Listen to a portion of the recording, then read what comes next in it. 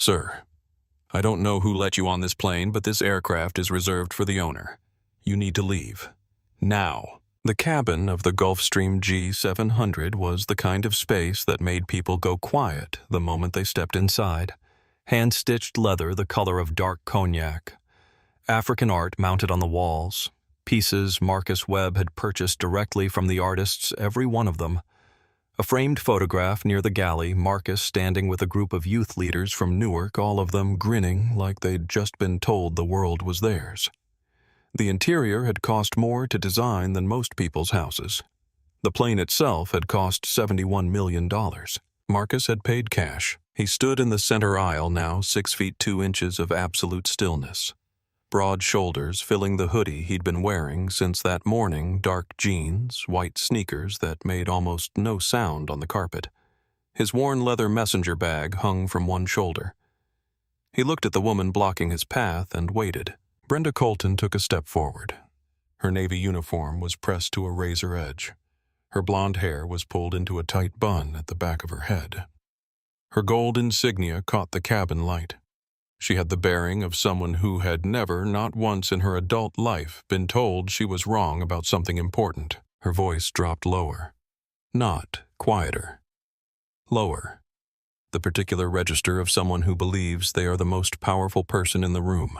I'm going to need you to step off this aircraft before I make this very uncomfortable for you. Marcus set his messenger bag on the seat beside him. Slowly. He reached into the front pocket, pulled out his phone, looked at the screen, then looked back at her. You want to say that one more time? She did. What happened next took less than 2 seconds. Her palm cracked across his left cheek. Open hand, full force, no hesitation. The sound tore through the fuselage like a gunshot fired inside a library. Raymond Cole, seated 3 rows back, surged to his feet. Sophia Reyes made a sharp sound from the galley doorway and pressed herself against the wall.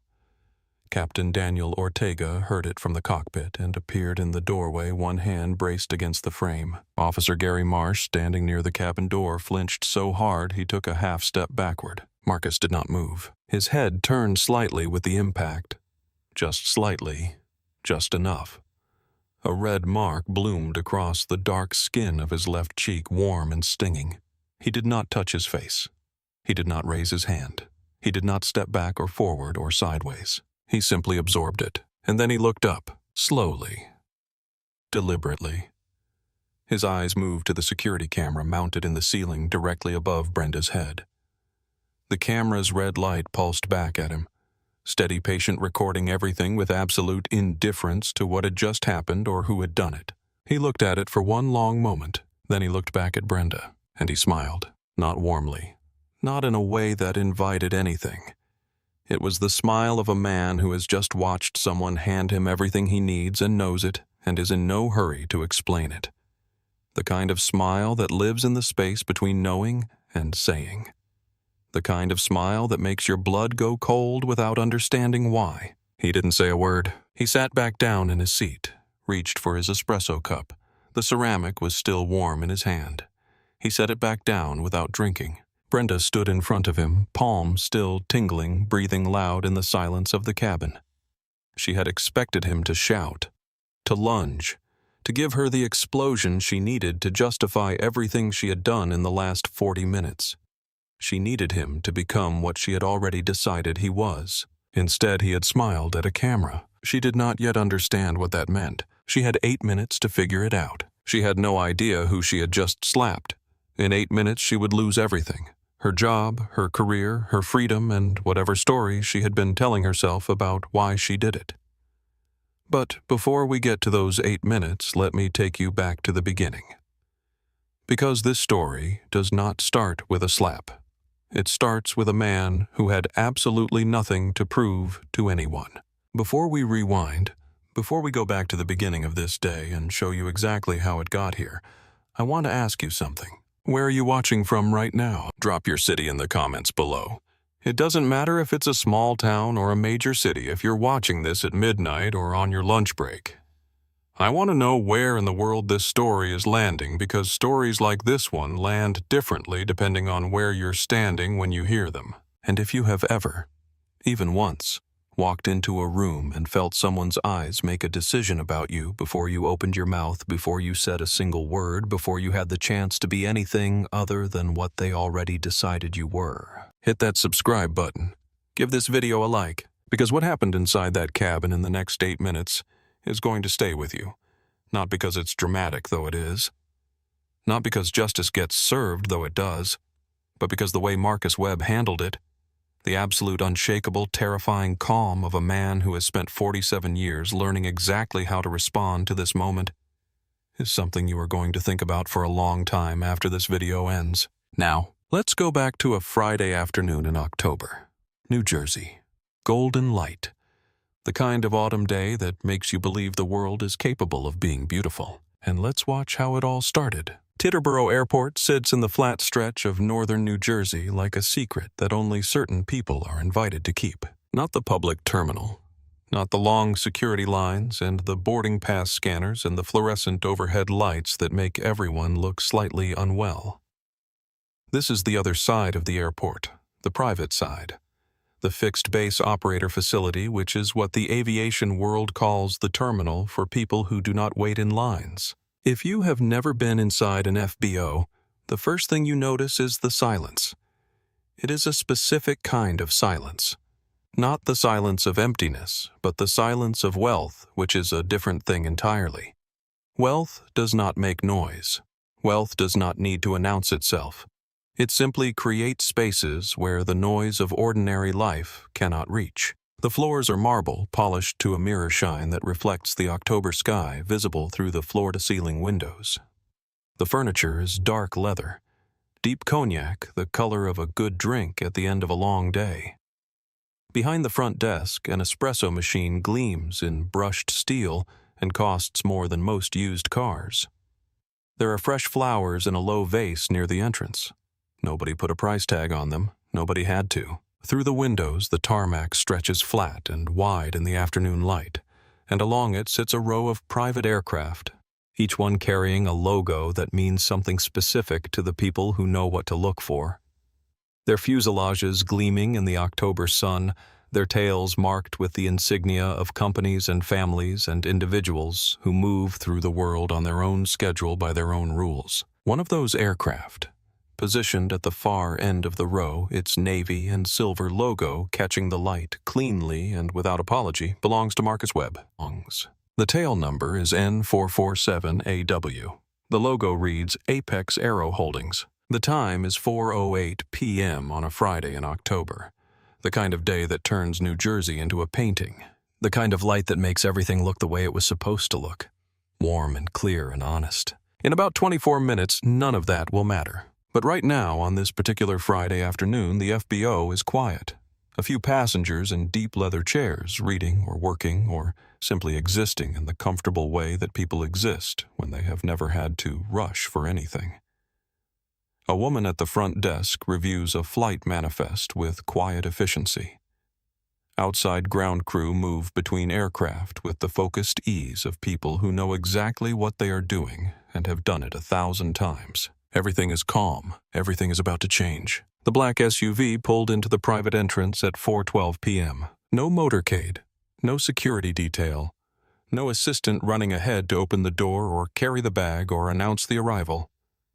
Just a clean black vehicle, a man in the driver's seat, and his chief operating officer riding shotgun, both of them finishing a conversation that had started somewhere on the Garden State Parkway and had been running comfortably for the last 40 minutes. Marcus Webb stepped out of the SUV, and the first thing you noticed, the thing you always noticed even if you had met him before, was the contrast between what he looked like and what he was. He was wearing a black hoodie, dark jeans, white sneakers that had clearly been worn enough to be comfortable. He carried a soft leather messenger bag over one shoulder, the kind of bag that has been broken in over years, the leather darkened at the grip point, the corners worn soft from use. No Rolex on his wrist, no designer logo on his chest, no gold chain, no statement piece, no visual signal that announced anything about his bank account or his influence or the 43 aircraft and 1,400 employees that made up the company bearing his name. He was 47 years old, 6 feet 2 inches tall, broad-shouldered in the way of a man who has always been physically present, not performatively, just constitutionally. He moved through spaces with the particular ease of someone who has never needed to make an entrance because he has always simply arrived. If you passed Marcus Webb on the street, if he stepped into the elevator beside you, if he sat across from you on a train, you would not guess his net worth had 7 zeros. You would not guess that he had built Apex Aero Holdings from a single leased cargo plane and a business plan written on yellow legal pads 18 years ago. You would not guess that 43 aircraft currently flew routes across 6 countries under his ownership. You would not guess that a $600 million acquisition call had been completed from this same SUV 40 minutes ago in 4 sentences. That was deliberate. Marcus Webb had stopped dressing for other people's expectations a long time ago.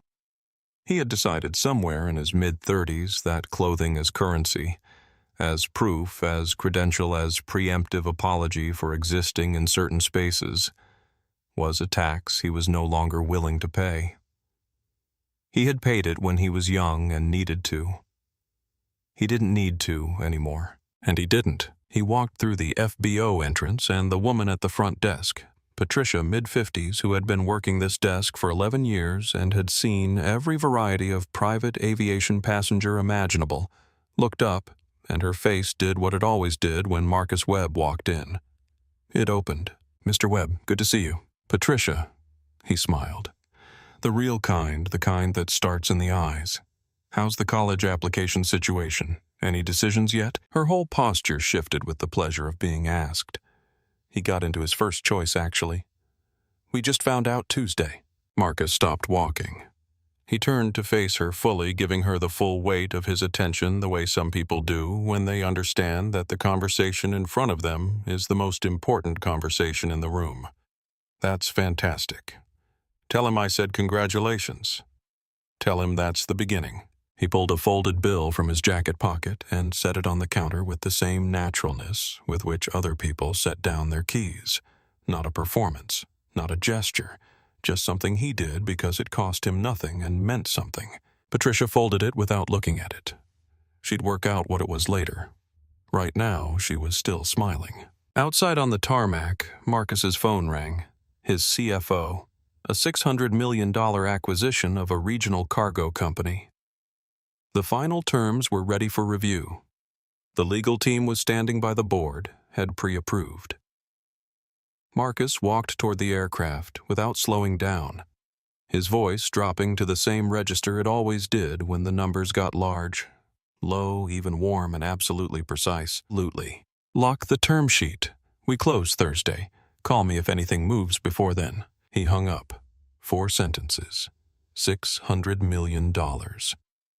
Raymond Cole, walking beside him, iPad under one arm, the particular posture of a man who has processed 3 crises before lunch and is not yet done, shook his head and smiled at the ground. "You know, Raymond said most people with your kind of money have someone else make those calls. Most people with my kind of money," Marcus said, "also have someone else drive them. You did drive today." "My point exactly." They walked through the FBO onto the tarmac, and the October light hit them both.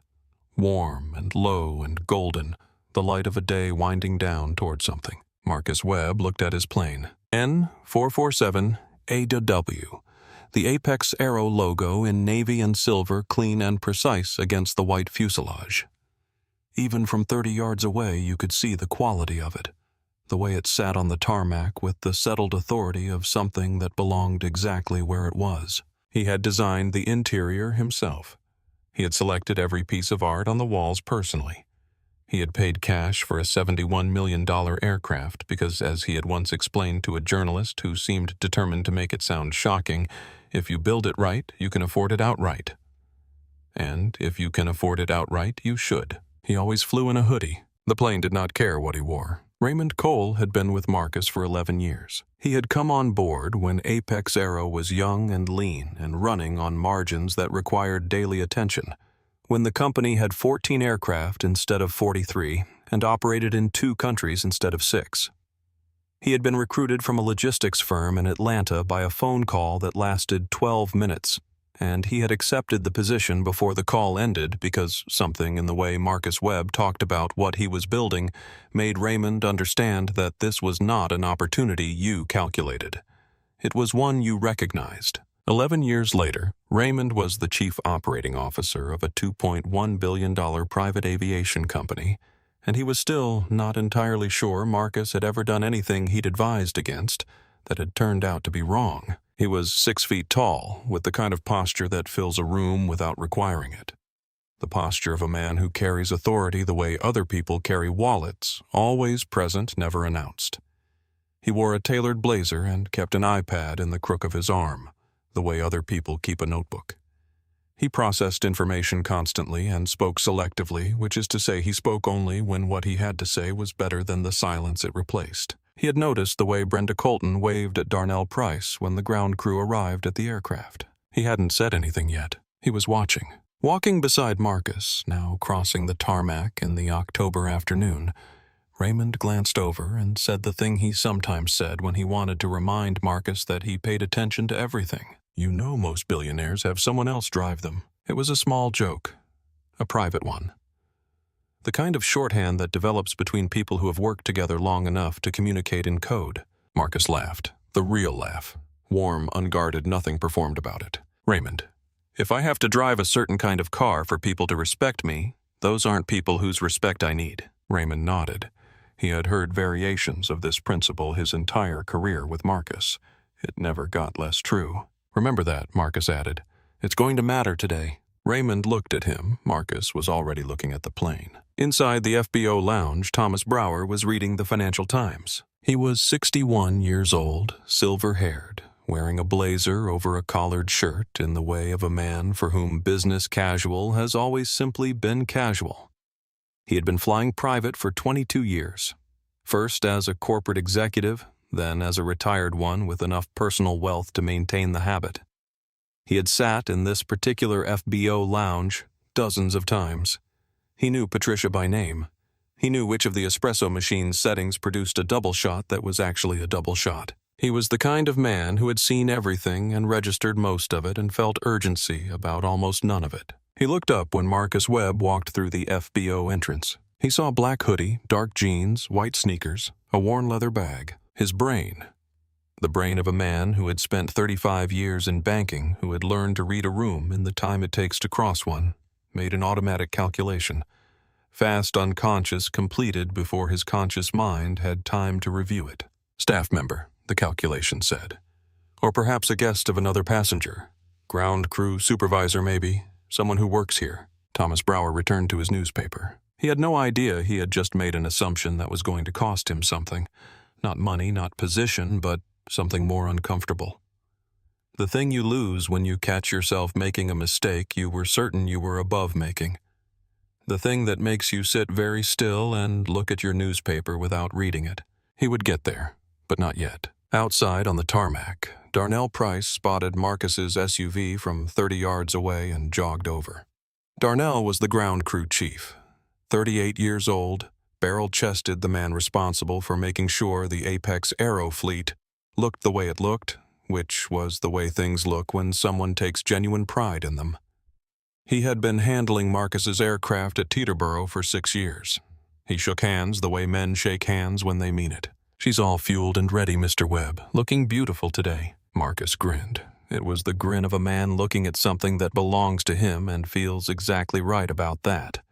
She always does, Darnell. Crew's been aboard about 20 minutes. New folks from Skylane. Darnell's tone didn't change, but something in his jaw did, just slightly. The small tightening of a man who has noted something and filed it without comment. Marcus caught it. He looked at Darnell for one beat longer than the exchange required. You good? Darnell nodded once. All set, Mr. Webb. Marcus held the look for one more moment. Then he nodded and turned toward the stairs. They had arrived 20 minutes early, which under ordinary circumstances would be a good sign. Brenda Colton stepped out of the car first. 34 years old. Blonde hair pulled into a tight bun at the back of her head, not a single strand out of place. Navy uniform pressed to the kind of crispness that requires an iron and intention. Gold insignia at the collar.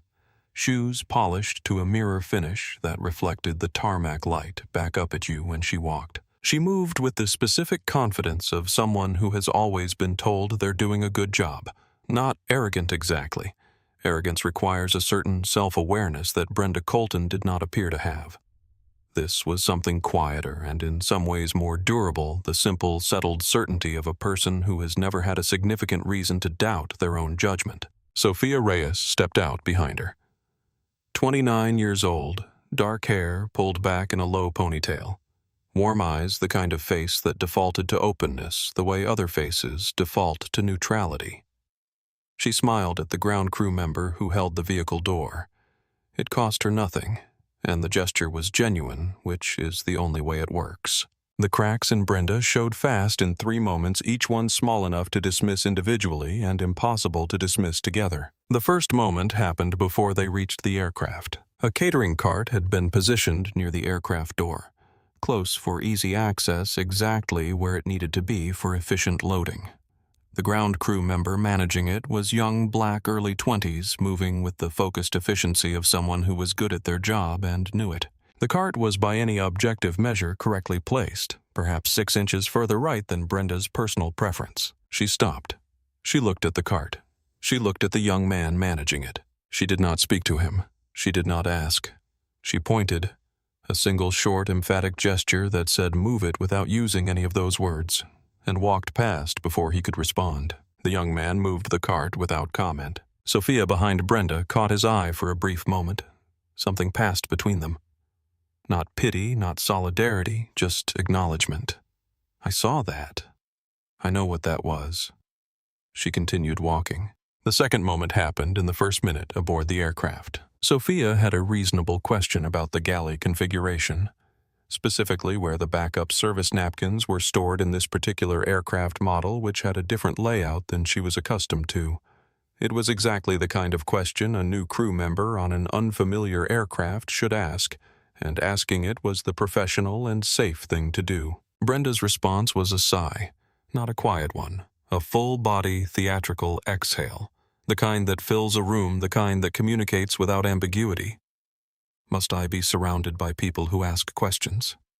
She pointed at a cabinet without looking at Sophia and moved deeper into the cabin. Sophia found the napkins. She made a note of the sigh in the part of her mind where she kept things that mattered. The third moment happened when Darnell Price approached the aircraft to confirm the luggage loading sequence. He was professional. He was polite. He stated his name and his role and the specific confirmation he needed.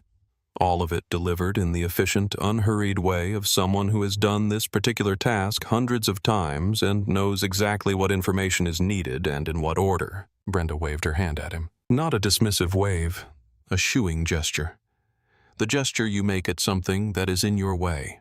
The gesture that says you are an inconvenience, not a person. Darnell's jaw tightened, barely.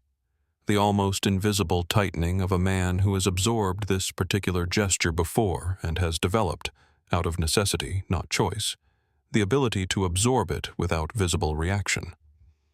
He nodded once, turned, and walked back to his crew. Sophia watched this from the galley doorway. She did not say anything, but she turned around and opened the Apex Aero flight log on the galley tablet, which listed the tail number and the registered owner. N447AW. Property of Apex Aero Holdings. Owner M. Webb. She typed the name into her phone's search browser. The first result was a Forbes profile. The photograph showed a man in a black hoodie laughing at something off-camera, standing in front of a row of private aircraft. She stared at the photograph. She looked at the interior of the cabin. The hand-stitched leather, the African art, the framed photograph of a man with youth leaders from Newark.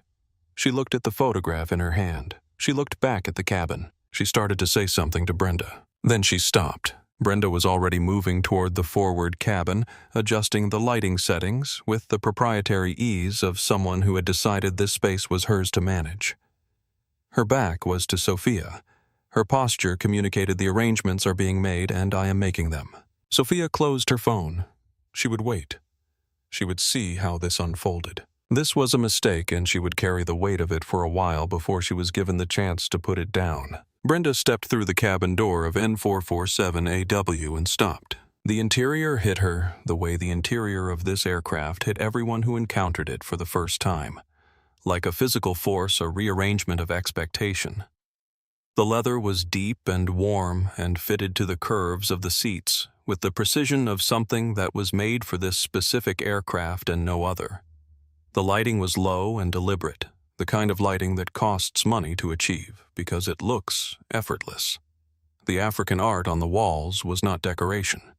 It was presence, each piece selected to mean something to hold its own weight in the space. Brenda's eyes moved across it all. She was doing what she always did in a new aircraft, conducting a professional survey, noting the layout, the equipment, the service stations. This was her job. She was good at it, technically speaking. Her eyes reached the framed photograph near the galley. It showed a black man in a black hoodie, arms around a group of young people, teenagers and young adults, all of them grinning, all of them wearing T-shirts that read Newark Forward.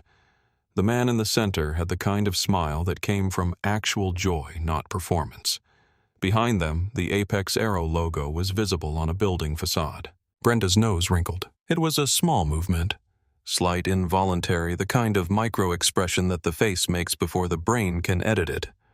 She looked at the photograph for 2 seconds, then looked away. She moved into the galley. She began her equipment check with the systematic efficiency of a professional, opening cabinets, checking supplies, running her finger along shelves to verify cleanliness. She adjusted a serving tray that was already correctly positioned. She moved a set of glasses 2 inches to the left, then 2 inches back to where they had been.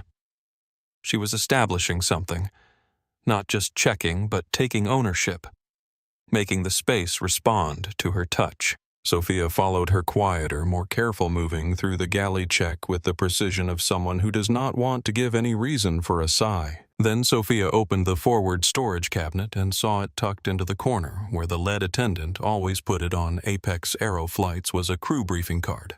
Standard format, tail number, owner information, special instructions, N447AWW. Owner and Principal Marcus A. Webb, CEO, Apex Aero Holdings. Board-level authorization. Treat as owner-principal at all times. Sophia held the card. She looked at the photograph near the galley. She looked at the card. She looked at the Forbes photo still open on her phone. She opened her mouth. "Brenda, is the sparkling water chilled?" Brenda said from inside the bar cabinet, not turning around. "Yes, but I wanted to mention. And the espresso capsules. Do we have the illy or the Nespresso? I prefer to know in advance what we're working with." "We have both. I wanted to—" "Good. Set up service prep for 2 passengers, the principal and 1 secondary guest." She emerged from the bar cabinet, smoothing her uniform jacket with both hands. "I'll handle the primary service personally. You manage the galley." She said it pleasantly. The pleasantness was the problem. It foreclosed the conversation without appearing to. Sophia looked at the briefing card in her hand. She looked at Brenda's back as she moved toward the forward section to check the seat configurations. She almost said it. "The owner is Marcus Webb, and I think he's the man in the black hoodie who's about to walk up those stairs." She almost said it. Instead, she set the briefing card back in the cabinet, closed the door, and returned to her galley prep. She told herself she would say it when the client boarded. She would see how Brenda greeted him. She would speak up if anything felt wrong. She told herself that. The air stairs were about to receive their first footstep. Marcus climbed the air stairs at 4:31 p.m. He ducked slightly through the cabin door. The instinctive slight duck of a tall man entering a smaller space, practiced and automatic, the way you learn to move through a world that was not designed for your particular dimensions. His leather messenger bag shifted on his shoulder as he straightened. He smelled like cedar and October air. He looked to anyone watching like a man walking into a room that was entirely familiar to him, because it was. This was his plane, his space, his name on the interior panel above the leading seat. He had sat in this cabin more times than he could count on routes across 6 countries in weather conditions ranging from glass smooth to genuinely alarming. He had taken phone calls from this cabin that moved hundreds of millions of dollars.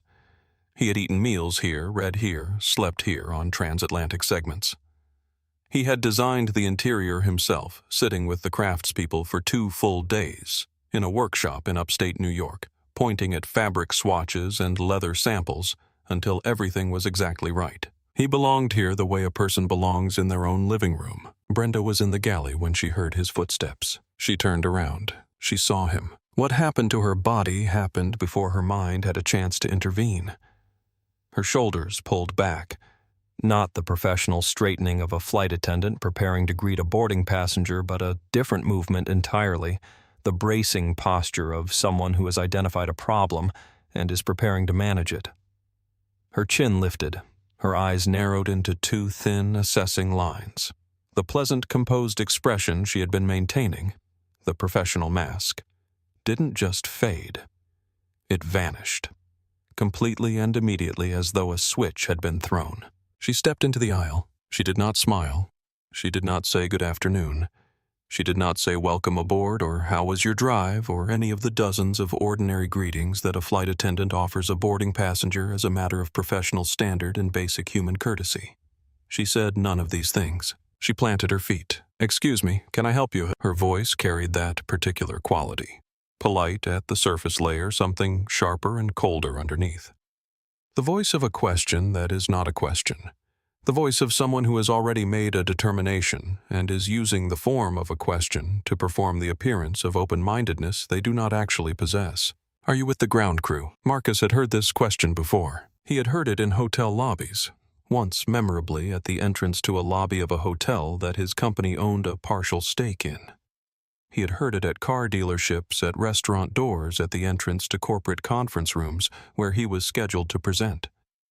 He had heard it in airports and office buildings and private clubs. He had heard it from people who were embarrassed afterward and people who were not. He had heard it so many times that he had developed out of pure self-preservation a relationship with it. Not acceptance, but a kind of practiced management, the way you manage something that keeps coming back. He kept his face neutral. He said, "No, I'm the passenger." He moved to step forward. She did not move. "I'm going to need to see some identification." Her feet shifted slightly wider, the unconscious power stance of someone asserting territorial authority over a space they do not own.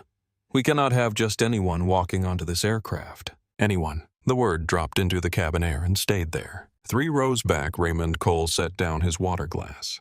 He set it down slowly and with great care, the way you set something down when you want your hands free. His eyes moved to Brenda and remained there. Sophia in the galley doorway took a half step forward, then stopped herself, then looked at the briefing card cabinet. 6 minutes earlier, a white catering delivery driver had walked through this same cabin door carrying 4 silver trays of food. He had walked straight in. He had set the trays in the galley with efficient speed. He had walked straight back out. Brenda had been in the forward section during his entire visit. She had not looked up. She had not asked his name. She had not requested to see anything. He was there, and then he was gone, and the whole exchange registered with Brenda Colton as approximately 0% of a concern. But the black man in the hoodie was anyone. Marcus reached into his messenger bag. He pulled out his phone. He opened the Apex Aero Flight Operations application. He showed her the screen, his full legal name, the tail number N447AW, the departure time of 5:15 p.m., the destination, the authorization level displayed at the top of the record in clean dark text, owner and principal, unrestricted access. Brenda glanced at the screen. It was less than 1 second of contact between her eyes and the information. She waved the phone away with the back of her hand. "I need a government-issued ID, a real one." Marcus reached into his wallet. He did not rush. He did not fumble. He pulled out his New Jersey driver's license with the same calm deliberateness with which he did everything, and he held it out to her. The license was unambiguous.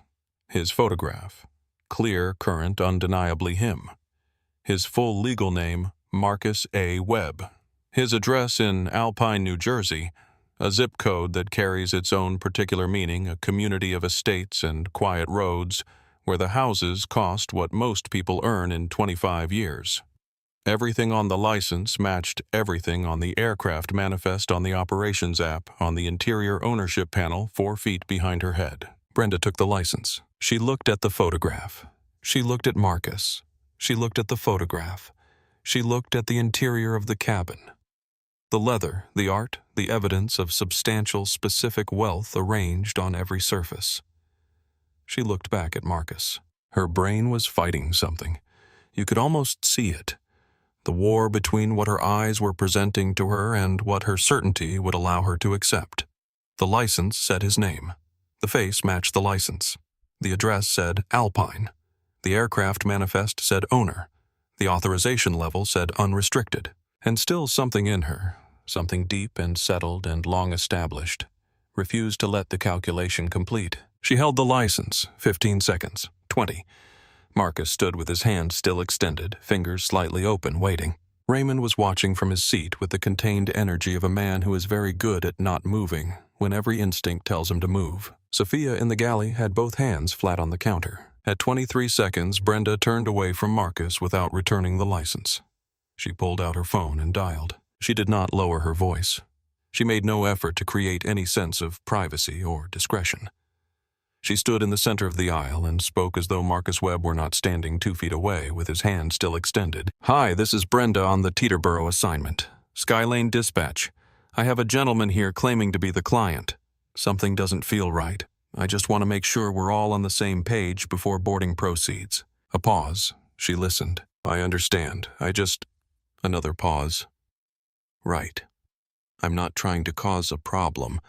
I just need to feel confident in who we're dealing with before we proceed." She listened again. The dispatcher's confirmation was complete and unambiguous. Marcus A. Webb, owner, Apex Aero Holdings. Primary passenger pre-authorized at the highest clearance level in the system. Brenda hung up. She stood there, phone in hand.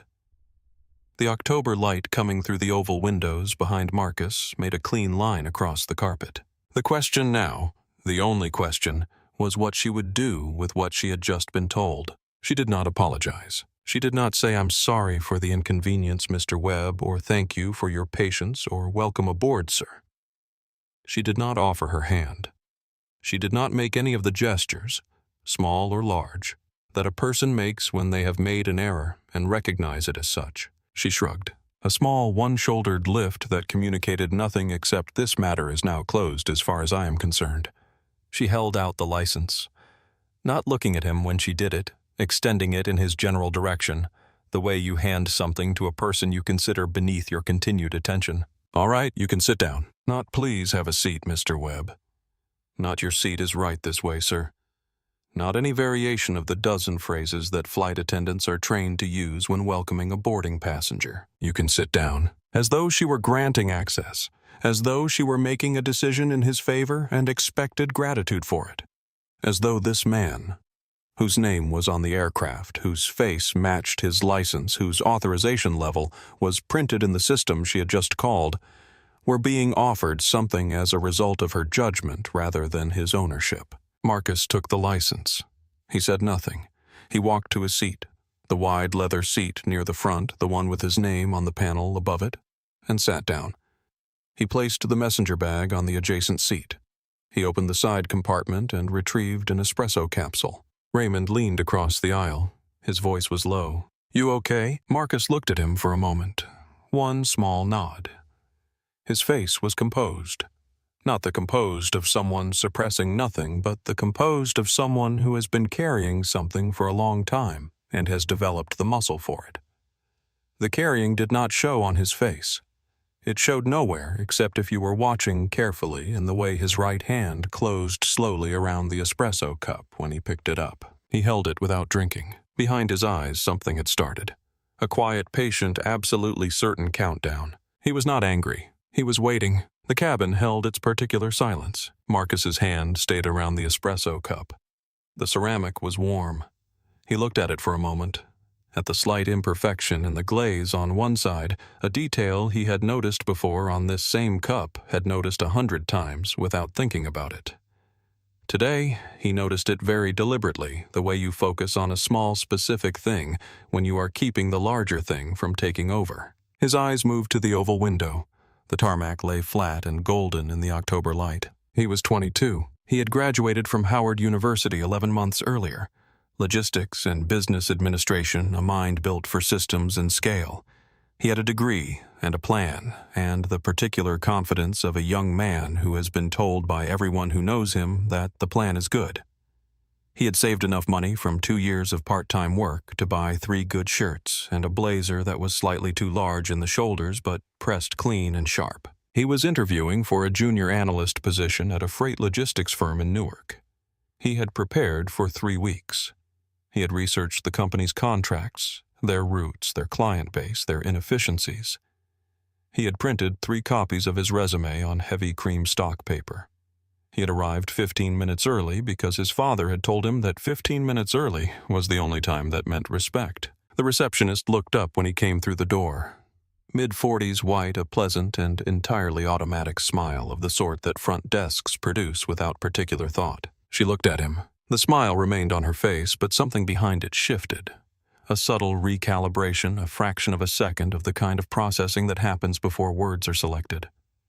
And then, with complete and evident sincerity, with no awareness that she was doing anything other than providing helpful information to someone who appeared to need it, she said, "Deliveries go around to the loading dock, 3rd door on the left." Marcus stood there. He counted 2 full seconds.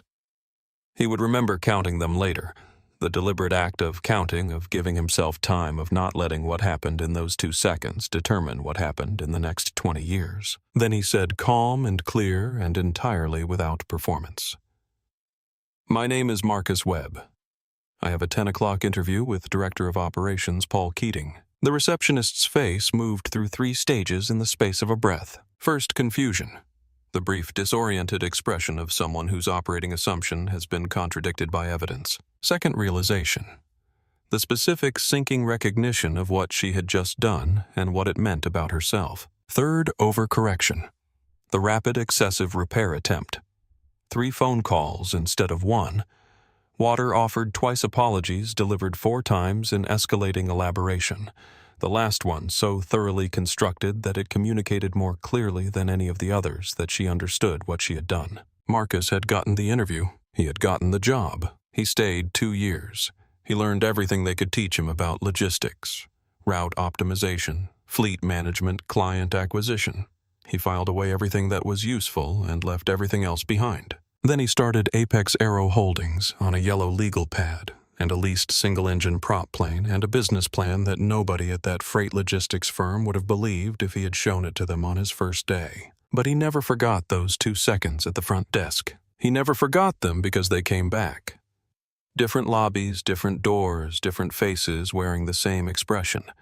The expression of someone running a calculation that should not exist, arriving at an answer that should not be possible, delivering a verdict about a person based on a single variable that should not be a variable at all. He never forgot because each time he counted. He was still counting now. His hand released slightly around the espresso cup. He took a slow sip. The flashback released him, set him back down in the leather seat of his own aircraft on his own tarmac in his own afternoon. He was still here. That had always been the point. Pre-flight service began. Brenda moved through the cabin with the efficiency of a professional. The movements precise, the timing practiced, the performance technically correct in every way that could be measured from the outside. She had done this job for 9 years. She knew the choreography. What the choreography was made of was a different question. She came down the aisle with a silver tray holding 2 sparkling waters. Both glasses dressed with a twist of lemon, both set on individual linen napkins, both delivered with the kind of care that communicates this passenger matters. She set one in front of Raymond Cole. The placement was deliberate. Centered on the table linen napkin unfolded to the lower right corner lemon twist angled precisely. She gave him a small professional smile. Not warm, but present. Then she walked past Marcus's seat. She did not look at him. She did not slow down. She continued toward the galley as though the seat were empty, as though the passenger in it were a piece of furniture she had already accounted for and classified as requiring no action. Marcus waited. Then, in the same even register he used for everything he said, "Could I get a sparkling water when you get a chance?" Brenda sighed. It was not a quiet sigh. It was not the unconscious exhale of someone managing a demanding schedule.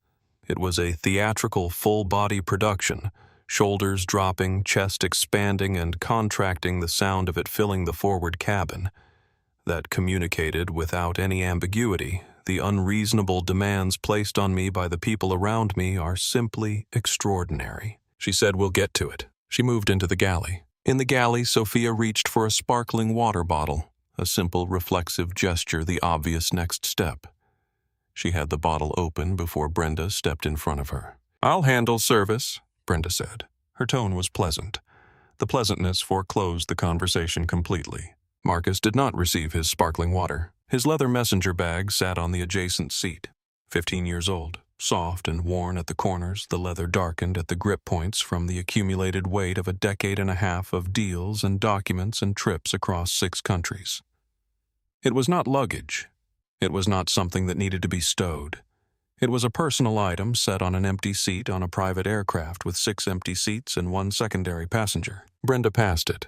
She paused. She picked it up. She tossed it into the overhead bin, not placed, not set carefully.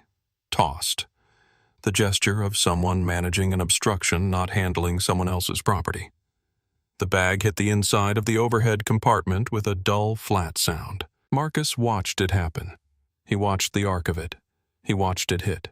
He watched the compartment door bounce slightly from the impact. His expression did not change. Raymond's did.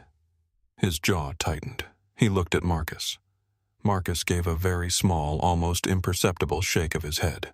Not yet. Sophia in the galley doorway took a half step forward and then stopped.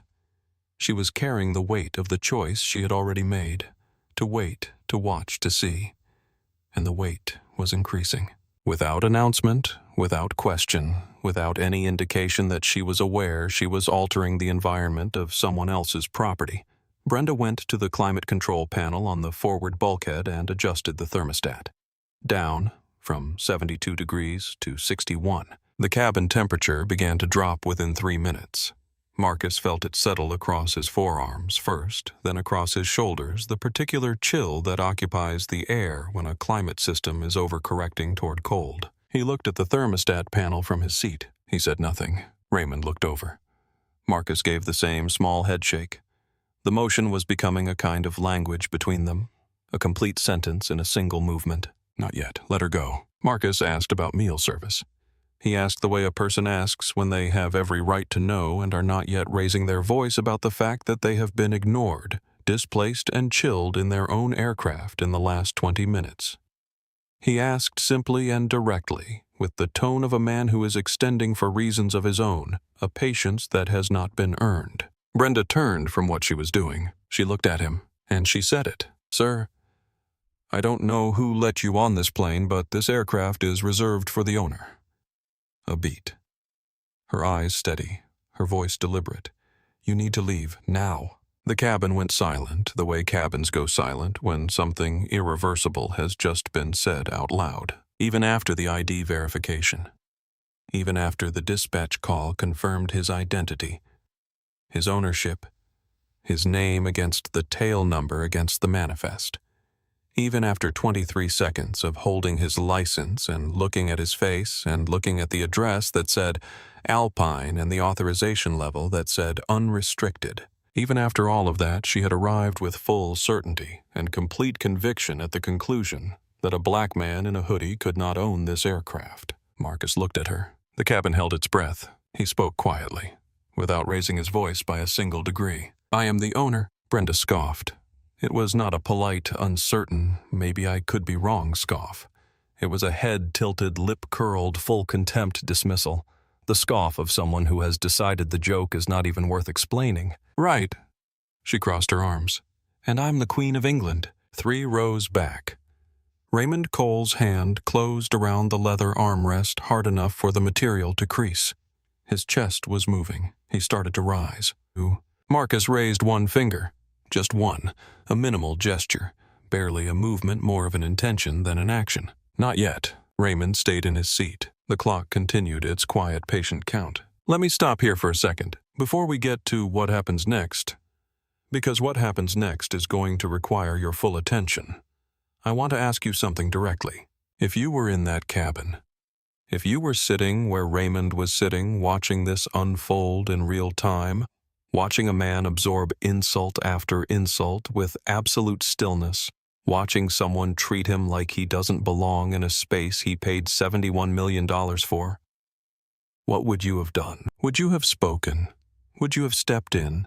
Or would you have done what most of us do, which is watch and feel the fury of it and say nothing, because stepping in is complicated and consequences are real? Leave your answer in the comments. I want to know. I'm going to read them. Because what Marcus does next, the specific, disciplined, devastating thing he does with his calmness, is something that most people, myself included, would not be able to pull off. Keep watching, because the 8 minutes are almost here. Something shifted in Brenda's face after she said it. The scoff, the crossed arms, the dismissal. These were still present. But beneath them something new had appeared. Not doubt exactly. More like the awareness that she had crossed a line in her own mind, that she had moved from uncertainty into certainty, and that certainty was now committed to an action. She was no longer wondering whether Marcus Webb belonged here. She had decided he did not. Permanently, completely beyond the reach of any evidence. And now she was going to do something about it. She squared her shoulders. She adjusted her uniform jacket with a small, sharp pull. She stepped directly to the side of Marcus's seat, positioning herself between him and the forward section. The posture of someone who has appointed themselves a barrier. "Sir." Her voice had changed register. Low now, deliberate, the voice of authority that doesn't need to shout because it has decided it has already won. "I am going to ask you one more time. Step off this aircraft until we have this sorted out." A beat. "I will not be held responsible for an unauthorized person on a plane this valuable." Unauthorized. Marcus looked up at her from his seat. His hands were resting on his knees, open, relaxed, unthreatening in every particular. He looked at her with the quiet eyes of a man who has arrived at a decision and is in no hurry to implement it. When he spoke, it was without raising his voice even a fraction. "I am not going anywhere. This is my plane. You are on my payroll right now."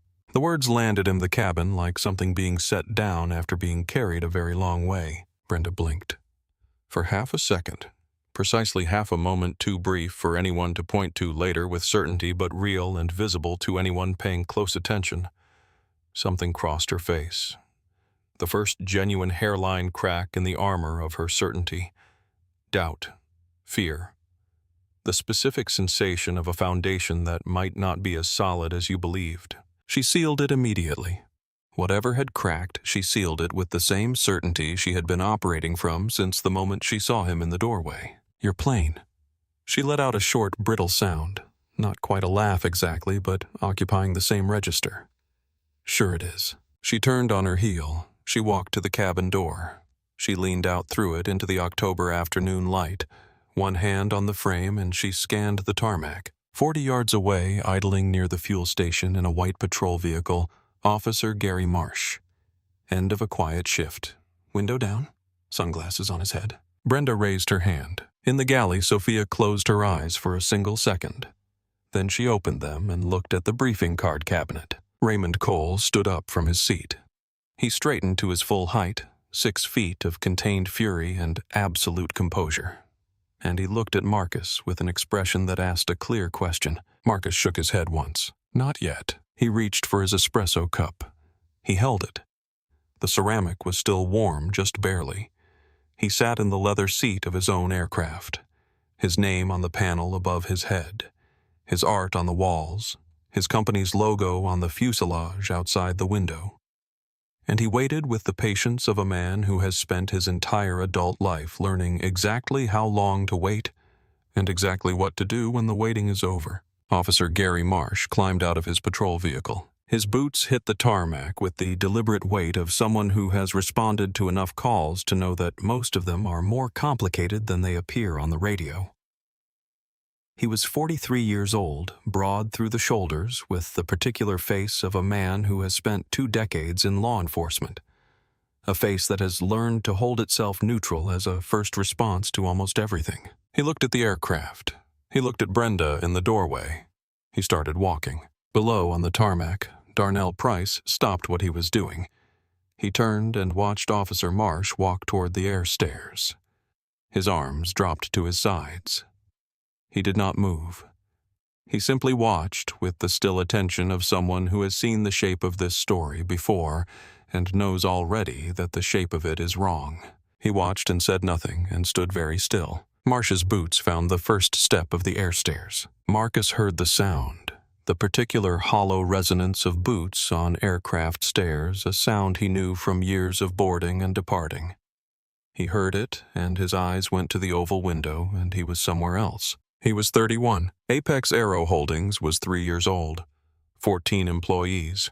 A growing fleet of cargo aircraft and one small passenger conversion. A 6-seat regional jet that Marcus had purchased second-hand, refurbished with money he did not quite have yet, and put into service for corporate charter clients who were willing to take a chance on a young company with a spotless safety record and a CEO who answered his own phone. He had just closed the largest contract of his company's short life, a 2-year charter agreement with a pharmaceutical firm that would quadruple his passenger revenue. He was flying home from Chicago to Newark on a commercial airline. Business class. He had upgraded with miles he had been accumulating for 2 years because the deal dinner had gone 3 hours long and he had earned one comfortable flight. He was the only black man in the business class cabin. 40 minutes after takeoff, a flight attendant stopped at his row. She was efficient and professional and not unkind, and she said in a voice pitched just below the conversational noise of the cabin, but not far enough below, "Sir, I need to verify your boarding pass, business class confirmation." Marcus showed her. She checked it. She checked it again. Then she leaned slightly in and said, "I'm sorry for the inconvenience. Someone reported an issue with the manifest." He looked at her steadily. Who reported it? She did not answer. He knew. He had been sitting in the cabin for 40 minutes. He had not stood up. He had not spoken loudly. He had not done anything other than exist in the seat for which he held a valid boarding pass. But someone in that cabin had looked at him and decided on the basis of that look alone that a question needed to be asked. He sat for the remaining 1 hour and 40 minutes with his boarding pass on his tray table. Face up. Visible. Undeniable. Not as a statement, just as a decision. A quiet, private determination that the evidence of his right to be there would remain present for anyone who needed to see it again. Nobody checked another pass in the business class cabin for the remainder of that flight. When he landed, he called his wife. He told her something had happened on the plane. He told her he was okay. She said, "Come home safe, Marcus." He always came home, but something about that flight stayed with him. Not the humiliation of it, because he had trained himself not to let humiliation land and take root. What stayed was the efficiency of it. How one person's assumption, one silent signal sent to one flight attendant, could mobilize a system against him without a single confrontation, without a raised voice, without anything that could be named or challenged directly. Invisible in its mechanism, completely visible in its effect. That night after he got home, he called his attorney. He said, "I want a legal framework for ownership documentation that can be verified in under 60 seconds from inside any of our aircraft." He said, "I want cabin security systems on every plane in the fleet within 18 months. He said, "I want a paper trail for everything." His attorney had said, "Marcus, that's going to cost." "I know what it's going to cost," Marcus had said. "Do it." 3 years later, the cameras were installed. The documentation was airtight. The verification system was built into the operations app. He had built the protection before he needed it. Now, sitting in the leather seat of N447AW, listening to Marsh's boots on the stairs, Marcus understood that he had been preparing for this specific day for 16 years. He set down his espresso cup. He was ready. Officer Gary Marsh stepped through the cabin door. The interior hit him the way it hit everyone. The leather, the art, the specific quality of the light, the sense of a space that had been thought about. He was a man who had been in a lot of places in 20 years of law enforcement. This place registered even on him. His eyes moved from the interior to Marcus seated near the front with his hands on his knees, then to Brenda behind him in the aisle, then back to Marcus. He had heard the call on the radio, possible unauthorized individual on a private aircraft, potentially confrontational, and he had come because that was his job. He was not malicious. He was not making a decision. He was responding to information he had been given the way you respond to information you have been given when you are an officer at the end of a shift and the call comes in and you drive over. He had not yet asked a single question. "Sir," he said to Marcus. His voice was professional, measured, the voice of someone following a protocol. "I'm going to need you to step outside with me for a moment." Marcus did not move. His voice, when he spoke, was almost gentle. "Officer, my name is Marcus Webb. I own this aircraft. You're welcome to verify that with the FAA registry, the FBO front desk, or the tail number on the fuselage right outside that window." He pointed. Through the oval window behind Marsh's shoulder, clear and clean in the October afternoon light, the Apex Aero Holdings logo, navy and silver. The tail, number N447AW. 5 characters that could resolve this entire situation in 30 seconds if anyone looked at them. Marsh's eyes went to the window. He saw the logo. He saw the tail number. Something in his gut. The thing that 20 years of law enforcement builds in a person. The thing that is neither malice nor wisdom but a kind of accumulated pattern recognition. Told him to pause. To ask one more question. To look one more time before this went any further. But Brenda was right behind him. She had positioned herself 6 inches from his left shoulder, and she was speaking in the register she had selected for this situation. The voice designed to communicate fear, helplessness, urgency. The voice of a woman who knows exactly how to use the appearance of vulnerability as a force. "Officer, he has been confrontational since he boarded. I called dispatch and they couldn't confirm anything. I don't feel safe." This was a lie. Dispatch had confirmed everything. Every detail. Marcus's name, his ownership, his authorization level. Brenda had heard the confirmation with her own phone pressed to her own ear 40 minutes ago. But she had rewritten the story, first in her own mind, sealing the revision behind her certainty until it felt true, and now she was rewriting it for Marsh, feeding it to him in the voice of a frightened woman, which was a voice with particular and documented power in rooms like this one. Marsh turned back to Marcus. "Sir, I understand, but I need you to stand up for me, just to sort this out." He took a step forward. Marcus looked at the officer's hands. He understood what was coming, the specific familiar shape of what was about to happen. A black man on a private jet, about to be searched, on his own property, because a woman said a word. One word that she had selected with care because she understood its power. Aggressive. He had not raised his voice. He had not stood up. He had not pointed a finger, made a fist, taken a step toward anyone, or done anything, in 40 minutes of sustained provocation, that warranted that word or any word near it, and it didn't matter. That's when Raymond Cole stood up. He rose from his seat, the way he did everything, deliberately, without hurry, with the full intention of the movement visible in every part of it. He straightened to his complete height. He did not raise his voice.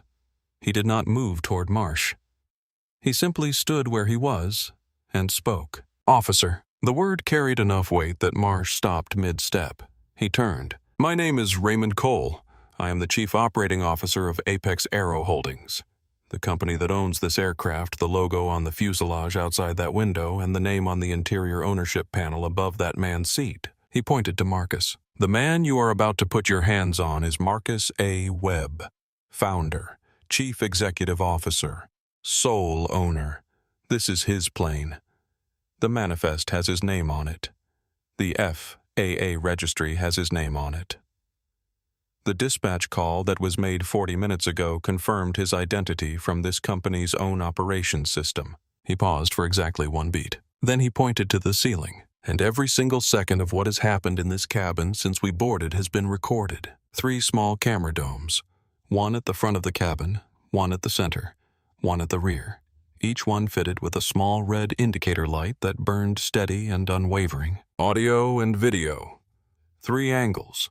Cloud synced in real time to our corporate servers. Whatever happens next, officer, I want you to understand, the world is going to see it." The cabin went dead silent. Marsh froze.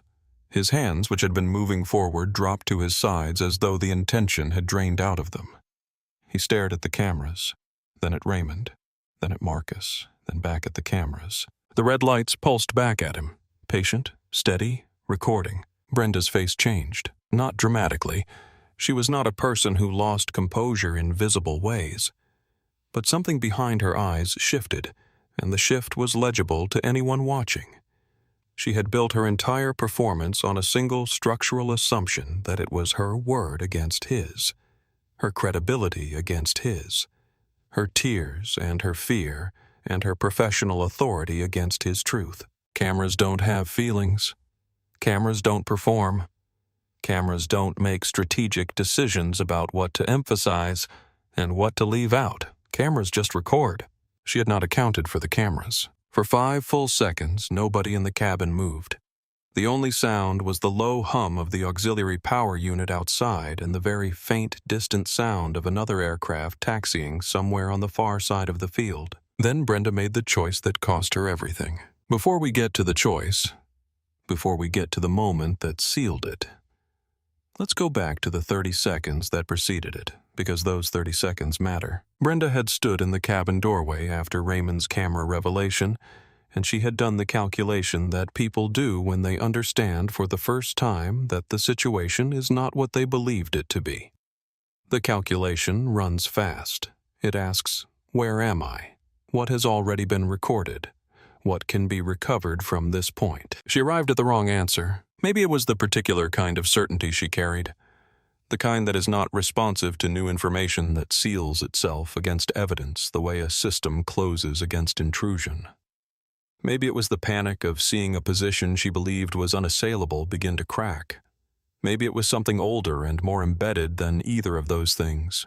The long accumulated weight of a life spent certain that the people who looked like her were right and the people who looked like Marcus were not. Whatever it was, it did not tell her to stop. It told her to go further. She had walked to the cabin door. She had stood in it in the frame of the October afternoon, and she had looked out at the tarmac with the deliberateness of someone who has made a decision and is executing it. Her eyes had found Officer Marsh's vehicle near the fuel station. She had raised her hand, and from the tarmac, Darnell Price had watched her do it. He had been moving between aircraft. Standard post-fueling check, the routine work of a man who takes care of things properly. He had seen Brenda appear in the cabin doorway. He had seen the gesture she made. He had seen Marsh's vehicle start to roll. He had stopped moving. He stood still, arms at his sides, and watched Officer Marsh get out of his vehicle and start toward the air stairs. He watched the practiced automatic way Marsh's hand moved briefly toward his belt before settling back at his side. He watched Marsh's boots find the first step. Darnell Price had watched this shape of a situation before. He knew its outline. He knew where the edges of it were and what typically happened in the space between them.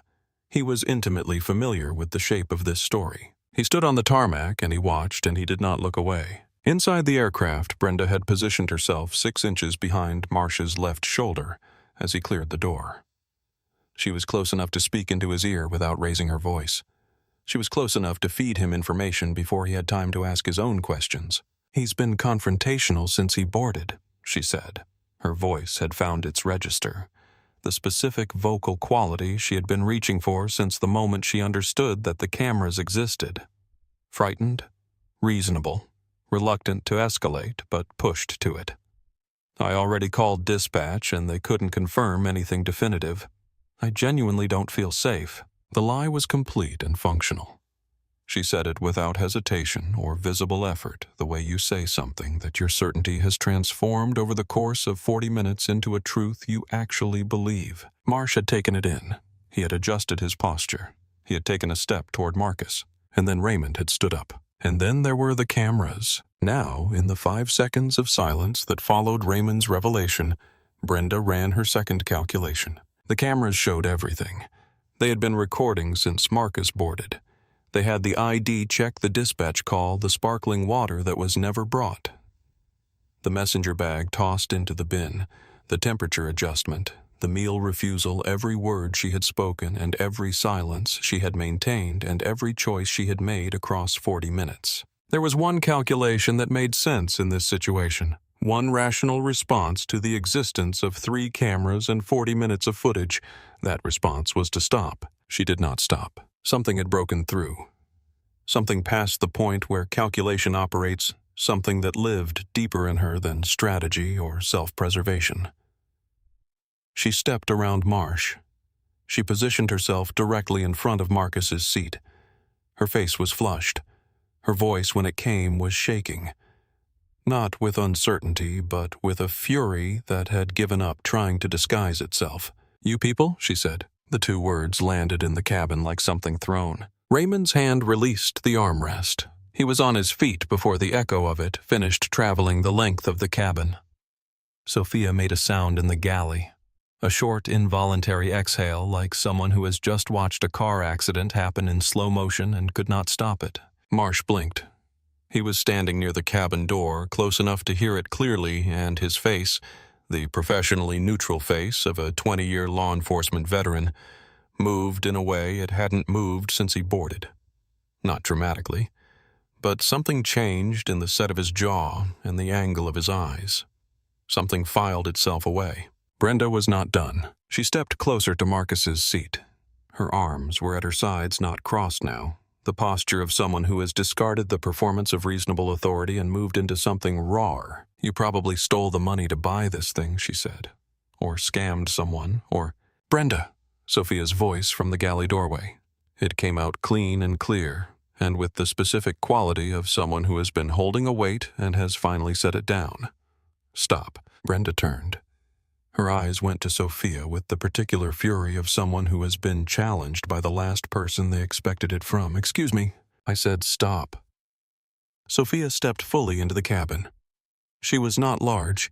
She was not intimidating in any physical sense, but she stood in the aisle with the stillness of someone who has made a decision and is done revising it.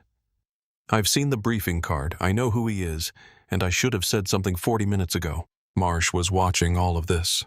His hand had long since dropped away from his belt. He was standing near the door, and he was watching, and he was no longer moving toward Marcus. Raymond had taken a step forward and stopped. He was waiting. The same patient, controlled waiting that Marcus had been practicing for 40 minutes now, mirrored in his COO. Watching, contained, ready. Marcus sat in his seat. He did not look at Brenda. He did not look at Marsh. He looked out the oval window at the October sky, which was beginning to move from gold toward the softer light of early evening. He looked at it the way you look at something real and permanent when the space around you is filled with something that is neither. Then he stood up. He rose from his seat to his full 6 feet 2 inches. Not quickly, not aggressively. He simply rose the way a person rises when they have decided that sitting is no longer appropriate. He stood with his hands at his sides, open, visible, unthreatening in every way that mattered. He looked at Brenda from his full height. When he spoke, his voice was quiet, not loud, not raised, just absolute. The voice of someone who has said everything they needed to say and has arrived at the last sentence. "We're done here. Get off my plane." For a long moment, Brenda stood in front of him. Something worked its way across her face. The collision of certainty with the wall. It had finally reached the specific expression of someone who is committed to a position so completely that they cannot find the exit from it, even when the exit is right in front of them. Marsh took a step toward her. "Ma'am?" She turned, and her palm cracked across Marcus's left cheek. The sound tore through the aircraft like a gunshot, sharp and flat and impossibly loud in the contained space of the cabin. Raymond lunged forward, one full stride, and stopped himself with visible effort, his fists closed, his chest heaving. Sophia gasped and pressed her hand to her mouth. Marsh flinched backward half a step. His hand went to his belt and then dropped. Captain Daniel Ortega appeared in the cockpit doorway, one hand braced against the frame. The silence that followed the slap was the loudest silence the cabin had produced. Marcus's head had turned with the impact. Just slightly, just enough. The red mark bloomed across his dark skin, vivid and undeniable. He did not touch it. He did not move his hands from his sides. He did not step back or step forward or do anything except absorb what had happened and then slowly, deliberately look up. His eyes went to the security camera directly above Brenda's head. The red light pulsed back at him. Steady, patient. It had recorded everything. It would continue to record everything. It did not require his instruction or his explanation or his emotion. He looked at the camera for a long moment. Then he looked back at Brenda, and he smiled, not warmly, not with anything that could be called forgiveness or friendliness or openness. It was the smile of a man who has just watched someone hand him everything he needs and knows exactly what he is holding and is in absolutely no hurry to explain it. He did not say a word. He sat back down in his seat. He reached for his espresso cup. The ceramic was still faintly warm. He held it and looked at the oval window and waited. In 8 minutes she would understand everything. That smile. Hold on to that image for a moment. A man who has just been struck. On his own aircraft in his own cabin in a space bearing his name, sitting back down with the quiet certainty of someone who has all the time in the world. Not because he's passive, not because he's afraid, because he has spent 47 years learning exactly one thing, that the loudest response is almost never the right one, and that the right one, the one that actually lasts, the one that creates consequences that cannot be walked back or explained away or survived professionally, is made in stillness. He had 3 calls to make. 3 calls that would take 8 minutes. 3 calls that would dismantle methodically and completely every piece of Brenda Colton's professional life, and would do it without a raised voice, without a thrown object, without anything except the precise application of resources that she had refused to believe he possessed. She was still standing in the forward section of the cabin. Her palm was still warm from the impact. She was waiting, still even now, waiting, for the explosion she had decided was inevitable. The shouting, the threatening, the loss of control that would justify retroactively everything she had done. Instead, he was dialing, and in the cabin's silence, with the red lights of 3 cameras pulsing overhead and the October sky visible through every oval window, the 8 minutes began. He dialed without hurry. He held the phone to his ear with the same ease with which he did everything. Unhurried, unperformed, the body language of a man for whom this moment, however significant, does not require a special posture. The call connected on the second ring. Andrew, it's Marcus. On the other end, Andrew Holt Marcus's personal and corporate attorney. 46 years old, Harvard Law, the kind of attorney who had built his practice around the principle that the best legal work is done before the crisis arrives, not after. He had worked with Marcus for 14 years. I need you to access the live feed from N447AW. Cabin camera 2 specifically, though, all 3 have relevant footage. You'll see an assault that occurred approximately 90 seconds ago. Marcus's voice did not change register. He could have been discussing the term sheet he had locked that afternoon. Yes. On me. Open hand. Left cheek. A pause. I have the mark to prove it, but you won't need that. The camera has it from 2 angles. He listened for a moment. Andrew was asking questions. The rapid, focused questions of a lawyer who has just been handed a situation and is immediately mapping its boundaries. I want charges filed. Battery. Filing a false police report. She called airport police and used the word aggressive to describe a man who was seated and had not raised his voice once in 40 minutes. Whatever else applies, you'll see all of it on the footage. Another pause. Yes. Preserve everything on your end. I'm holding the cloud sync as well. He listened again. Thank you, Andrew. I'll be in touch before the end of the day. He hung up. In the cabin, the silence after the call was different from the silence before it. Charge dense, the silence of something that has been set in motion and cannot be recalled. Brenda was still standing in the forward section. She was watching him with an expression that had begun to change.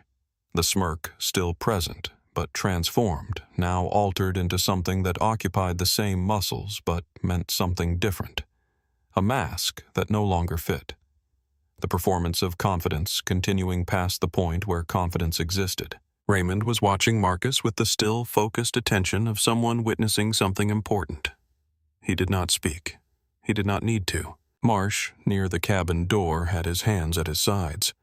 He had not moved since Raymond's camera revelation. He was watching the calls the way you watch something that is either completely what it appears to be, or something else entirely, and you are not yet certain which, but you are becoming more certain with each passing second. Sophia stood in the galley doorway. Her hands were flat on the counter behind her.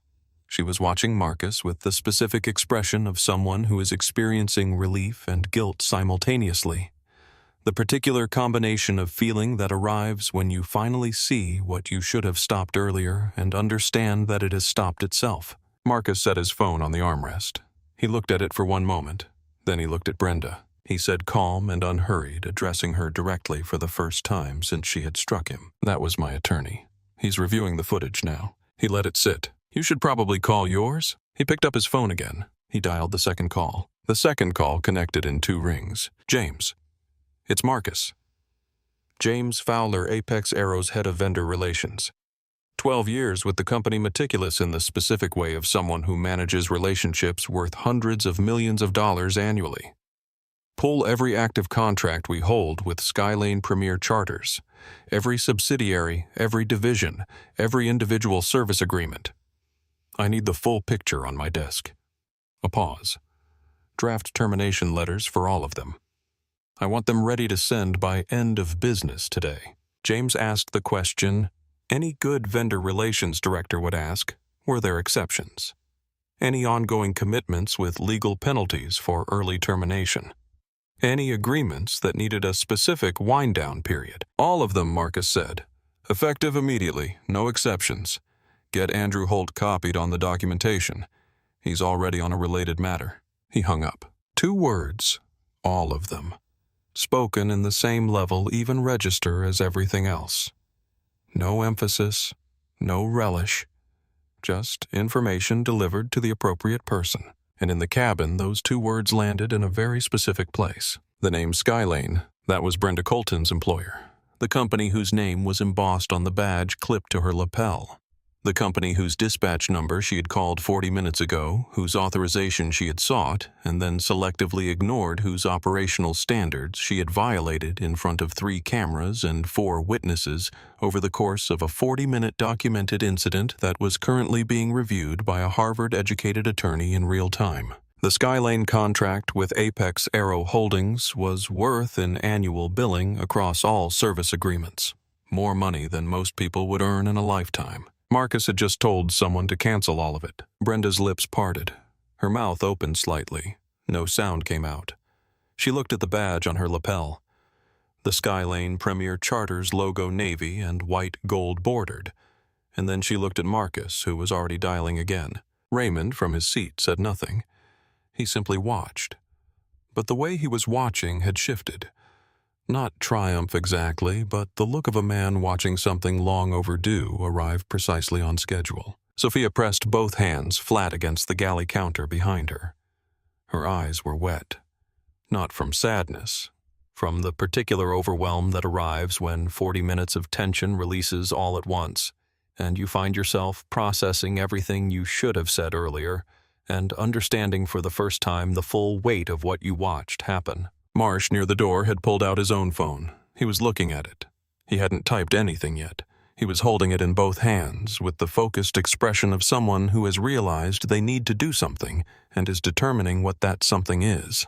Marcus set his phone back on the armrest. He said nothing to Brenda. He didn't look at her. He looked at his phone screen, briefly scrolling to a contact. Then he looked directly at Brenda, and he dialed. Gail. He said her name and nothing else for a moment. He held her attention with the silence the way some people hold a room before they speak. On the other end of the call, Gail Norris, Senior Vice President of Skylane Premier Charters. 52 years old, 28 years in the private aviation industry, the executive responsible for maintaining Skylane's top-tier client relationships. She answered before the second ring completed because Apex Aero Holdings represented $11 million in annual billing, and when that client calls you, answer before the second ring. She said, Marcus, good to... Gail.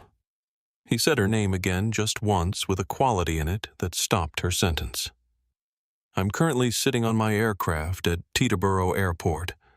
I want to tell you exactly what has happened here, and I want you to hear it completely before you say anything. A pause. She said, I'm listening.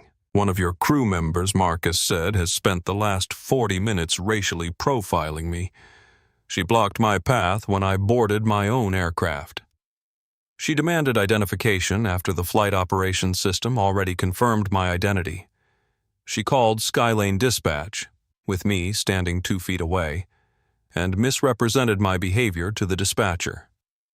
She provided a false report to an airport police officer using the word aggressive to describe a man who has not raised his voice once in 40 minutes and has not stood up from his seat except when ordered to by someone claiming authority they did not have.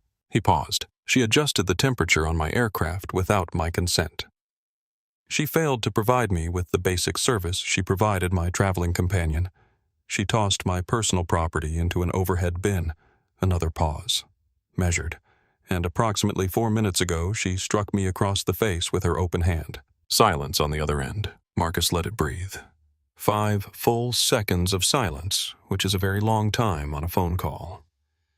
He waited with the patience of a man for whom waiting has been a practice, not a burden. The entire incident has been captured on 3 cabin security cameras, audio and video Gale, 3 angles cloud synced in real time. My legal team is reviewing the footage as we speak. He looked at Brenda as he said it. She looked back at him. Her face was pale now. The particular pallor of someone watching the ground beneath them become something less solid than they believed. I need a call back within 10 minutes, Gale. I need to understand how Skylane intends to respond to what happened here today. If I don't have that call back within 10 minutes. He paused. The pause was its own sentence. Our relationship ends. All 11 million of it. My vendor team has already begun pulling the contract documentation. He listened for a moment. Gale was saying something. He could hear the register of her voice, urgent, professional, the voice of someone managing a crisis at high speed. 10 minutes, Gale. He hung up. He set the phone on the armrest. He folded his hands. He looked out the window. The October sky had moved from gold toward evening. Softer now, grayer at the edges, the light pulling back from the tarmac in the way October light does in New Jersey in stages gradually. The cabin was so quiet that the APU's hum outside was the loudest sound in the world. You could hear Brenda's breathing, fast, shallow, the breathing of a body that understands something before the mind has caught up. The breathing of someone whose system has registered a danger that their certainty has not yet acknowledged. Raymond sat across the aisle with his hands folded and his eyes on Marcus, and an expression that carried 11 years of working beside this man and understanding in this moment every year of it. Sophia stood in the galley doorway and did not move. Captain Ortega had stepped back into the cockpit doorway. He stood with one hand on the frame watching the cabin. Marsh was still near the door. His phone was in his hands now. He was typing something. Marcus Webb sat in his leather seat. His hands folded his phone on the armrest, the red mark visible on his left cheek, and he waited. He had made 3 calls. 8 minutes had not yet passed. They didn't need to. Brenda's phone vibrated in her jacket pocket. She had been standing in the forward section of the cabin for the duration of the 3 calls. Standing in the particular way of someone who has not moved because moving would require deciding in which direction to go, and that decision was not yet available to her. She was still holding the posture of authority. It was becoming harder. She reached into her pocket with her right hand. The hand was steady. She was still managing, that still holding herself to the outward appearance of a composed professional. She pulled out her phone. The screen showed a text message, her supervisor at Skylane. The message read, "Call me immediately. Do not speak to the client or anyone else on board. Do not say anything further." She stared at it. Her thumb hovered over the reply field. The phone vibrated again. This time it was an email notification. The sender was Skylane Premier Charters Human Resources. The subject line read, "Immediate suspension pending investigation. Action required." She made a small sound. Not quite audible from more than a few feet away, but present. The specific, involuntary sound a person makes when the body processes something before the mind has. She was still reading the subject line when the 3rd vibration came. Same sender, different subject line, termination of employment, effective immediately. 3 messages, 45 seconds. Career over. Brenda stood in the forward cabin of Marcus Webb's aircraft and read her termination notice on a phone she was holding with increasingly unsteady hands. The words didn't rearrange themselves into something more manageable. They stayed exactly what they were. Clean, official, final. She tried to call Skylane Dispatch. The number rang 3 times and went to voicemail. She disconnected. She tried her direct supervisor's cell. 1 ring. Voicemail. She tried the operations line. Nobody answered. Gail Norris had reached her staff before the 10-minute window closed. Raymond said from his seat in the measured voice of someone stating a fact rather than delivering a verdict. "She's going to want an attorney." He wasn't talking to Brenda. He was talking to the space, noting something that was true. Brenda looked at him. She looked at Marcus, still sitting in his seat, still looking at the window, still not looking at her. She looked at Sophia in the galley doorway, who met her eyes and did not look away. She looked at the cameras, all 3 red lights, still pulsing, still recording, still watching, with the absolute impartial patient attention of something that does not have opinions. They had seen her wave at Officer Marsh from the cabin door. They had seen the dispatch call. They had seen the water that was never delivered, the bag tossed into the bin, the thermostat adjusted without permission. They had seen you people. They had seen the slap. They had seen all 40 minutes of it. She looked at her phone. The termination notice was still on the screen. She scrolled back to the first message. "Call me immediately, do not speak to anyone." And she understood for the first time since she had walked up those air stairs that the authority she had been operating from had never been hers. It had been borrowed, and the person she had borrowed it from had just recalled it. Her legs felt strange. Not weak exactly, but different from how they had felt an hour ago. Changed. The particular feeling of a foundation that has been removed. Raymond spoke again, still to the space. "The attorney she retains is going to want to see those camera files before she says anything else to anyone." This was not counsel. He was not offering her advice. He was simply narrating consequences the way a person narrates rain. Not with pleasure, just with accuracy. Brenda's phone buzzed again. This time it was a calendar notification, an automatic alert that her employment access credentials to Skylane's scheduling system had been revoked. She would not be able to log in to see any future assignments. She would not be able to access her employee records. She would not be able to file a dispute through the internal process. The system had closed behind her. She stood in the cabin with her phone in one hand and her silence in the other. And for the first time in 40 minutes, for possibly the first time in a much longer period than that, she had nothing to say. Marcus Webb looked at the red mark on his left cheek, reflected faintly in the oval window surface. He looked at the October sky beyond it, which had continued to move slowly and without interest in what was happening inside this aircraft from afternoon toward evening. He had not finished his espresso. He would finish it when this was over. He reached for his phone again, not to make a call. He opened the flight operations app and checked the departure status. Still on schedule. Good. Gary Marsh had been standing near the cabin door for the duration of the 3 calls. He was a 20-year law enforcement veteran. He had responded to hundreds of calls in that time, some violent, some trivial, some that looked one way on the radio and turned out to be something else entirely when he arrived. He had developed over those 20 years a particular skill. The ability to recognize when a situation had turned, when the information he had been given was not the information that mattered. That skill was operating now. He pulled out his personal phone. He opened the FAA Aircraft Registry, a public database that any person with a phone and a cell signal could access in under a minute.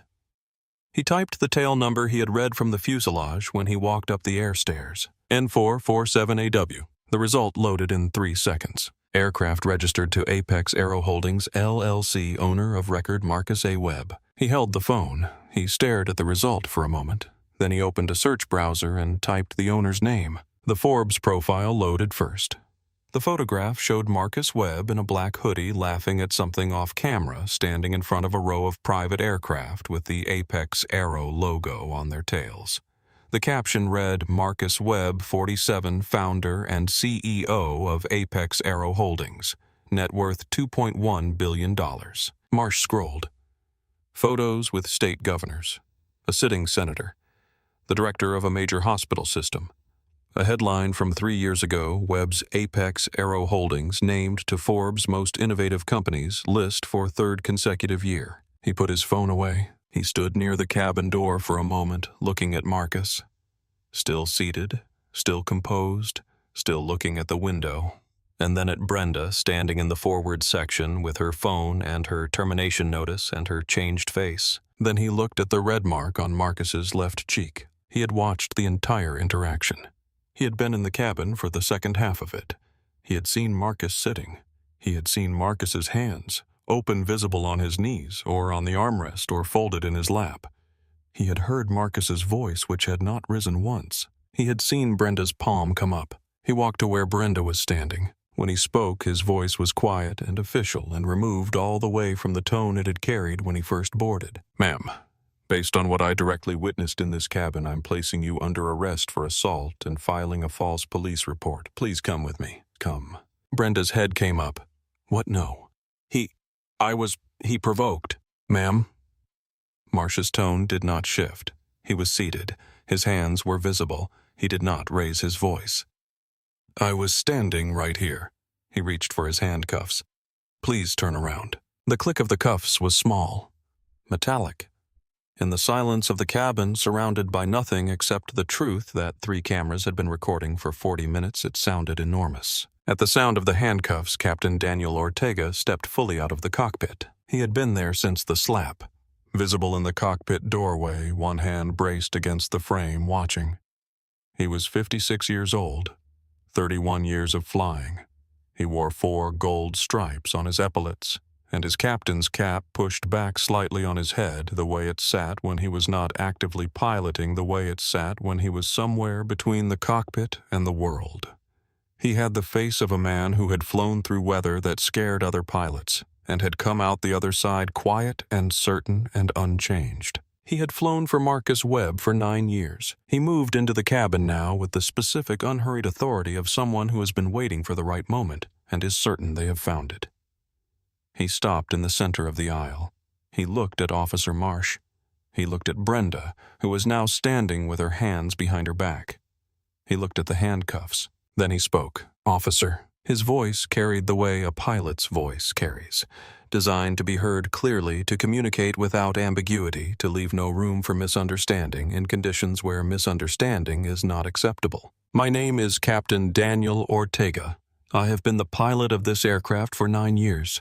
I have flown this plane across 6 countries, across 3 continents, to airports on 4 separate occasions where weather conditions required me to make decisions with incomplete information and no margin for error." He paused. "I know this aircraft. I know who owns it. And I was in that cockpit for the entire duration of what happened in this cabin today." He looked at Marsh directly. "The man in that seat is Marcus A. Webb. He built this aircraft. He built this airline. He built the logo you saw on the fuselage when you walked up those stairs. There is not a single document, manifest, registry, or record anywhere in the world that says otherwise." He paused. "And I heard every word that was spoken in this cabin today. Every word." Another pause, shorter. "I'll give a full statement whenever you need it." The cabin held its breath. This was the moment. Not a system confirming it, not the documents confirming it, not the cameras confirming it, but a human being standing in the center of the story with 31 years of credibility and 9 years of direct knowledge and saying, "I was here. I saw it. This is the truth." In the forward section, Marsh looked at Captain Ortega for a long moment. Then he looked at Marcus. Marcus was looking at the window. He had not moved. He had not turned to watch. But his hand, resting on the armrest, opened slightly. The fingers uncurled. A single, barely visible exhale. Not relief, exactly. Something closer to completion. The specific feeling of a thing that has been resolved settling into its final position. Raymond looked at the back of Marcus's head. He said nothing. He did not need to. Sophia in the galley doorway pressed her hand briefly to her own chest, the unconscious gesture of someone experiencing something that takes up physical space. Back in the cabin, Marsh turned to Brenda. He said nothing further. He simply guided her professionally and without drama toward the cabin door. She moved with the particular gait of someone whose legs are doing the mechanical work of walking while everything else has stopped functioning normally. At the door, she paused for one moment. She looked back, not at Marcus. Marcus was not looking at her. He was looking at the October sky through the oval window, and his face held nothing that she could use. She looked at the cameras. All 3 red lights, still recording, still patient, still there. Then she walked out. The October air hit her at the top of the air stairs. It was cooler now than it had been an hour ago. The particular shift that happens in New Jersey in October when the afternoon begins to concede to evening when the golden light goes gray at the edges and the warmth begins to withdraw. The tarmac smelled like jet fuel and cut grass and the specific cool metal smell of aircraft in the late afternoon. Brenda descended the stairs. Marsh stayed at her left shoulder, one hand at her elbow, not gripping just present.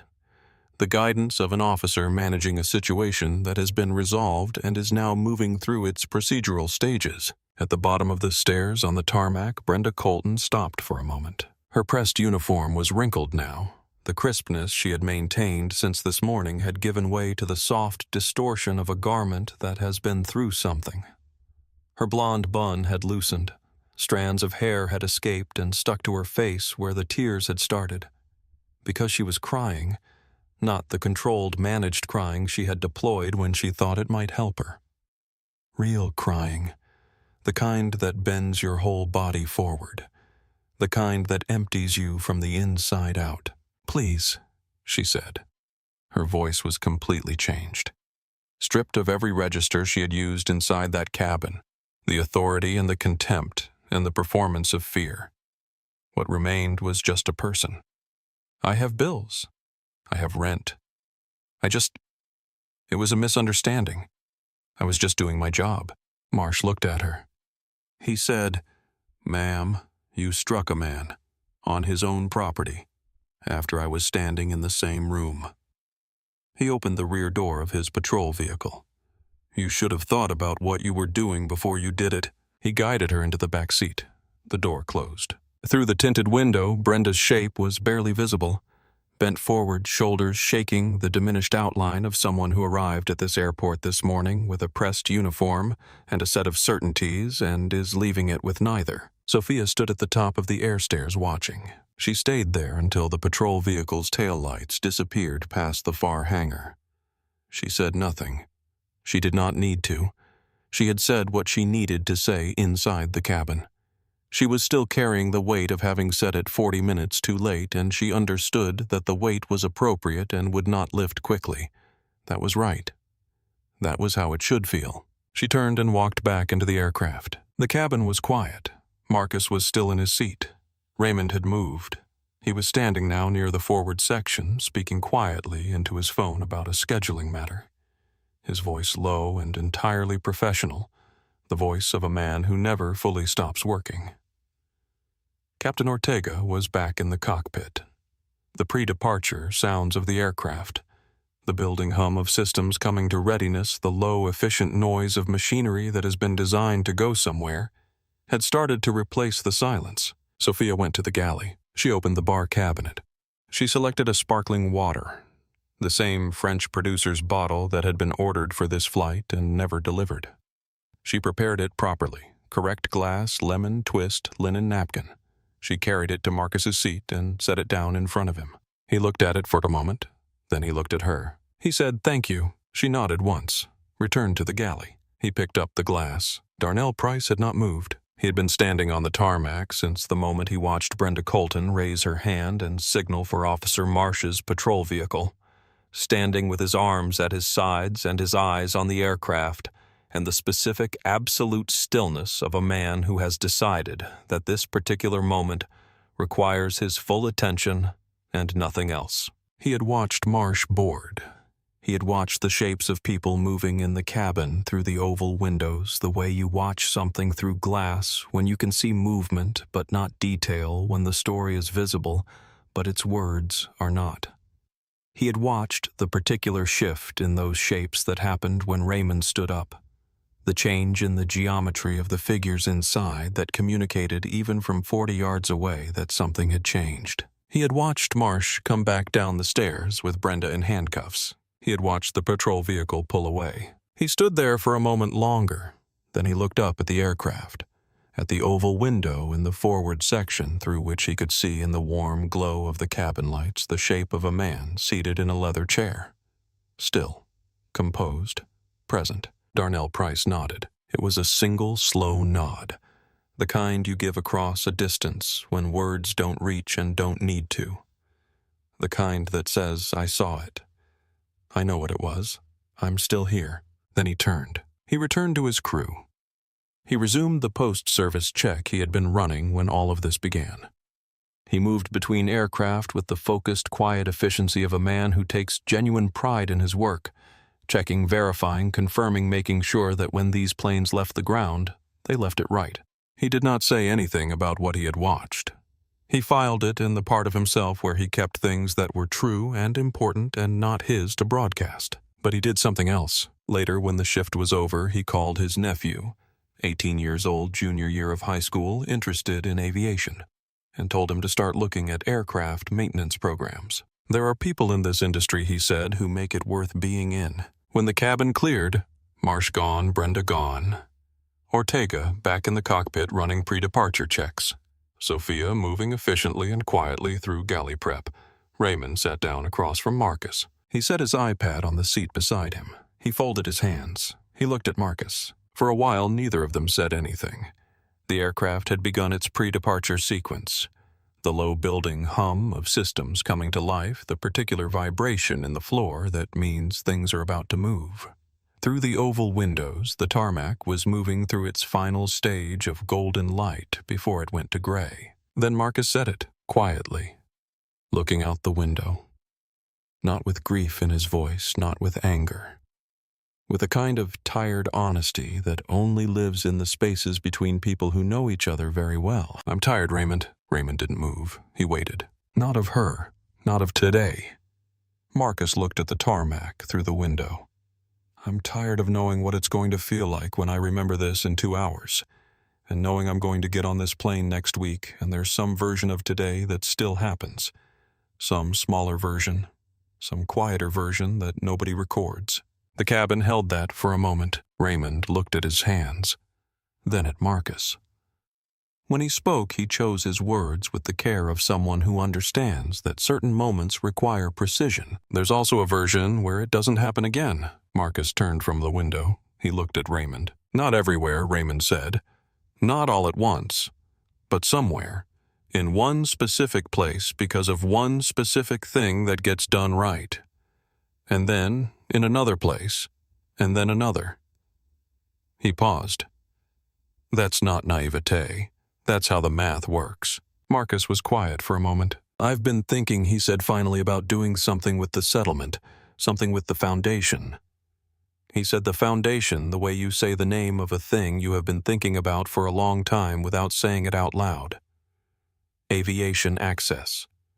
For young people who look like us, who look like Darnell, who should have a path in this industry that doesn't require them to own the plane before anyone treats them with basic dignity. Raymond nodded slowly. Once. The nod of someone who has been waiting for a sentence to be said and is glad it finally has been. "Yeah," he said, "we're going to work on that version." Marcus looked out the window again. The evening was arriving in stages. The light going soft at the edges, the October sky deepening toward something darker and cleaner. "We are," he said. He picked up his sparkling water. He drank from it. The sparkling water that Sophia had brought him 20 minutes after it should have been brought in the glass it should have been in from the beginning. He set it down. He looked at the oval window. He looked at the Apex Aero logo on the fuselage visible in the window's reflection. Navy and silver, exactly right. Exactly as he had designed it 18 years ago on a yellow legal pad in a one-room office in Paterson, New Jersey. He looked at it for a long time. Marcus dialed from memory. Diane Webb picked up before the second ring was complete. Not because she was waiting by the phone, but because she was the kind of person who is always in some way present for the people she loves. She had been with Marcus for 19 years. She knew every version of his voice. She knew the one he was using now before he finished saying her name. "Hey, hey." His voice was the same as it had been for the 3 calls he'd made. Low, even unhurried. But there was something different in it now. Not softer exactly, more private.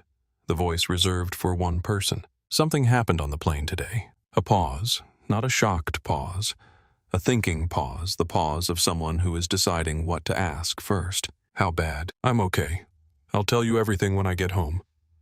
A pause of his own. "I just wanted to call." She was quiet for a moment.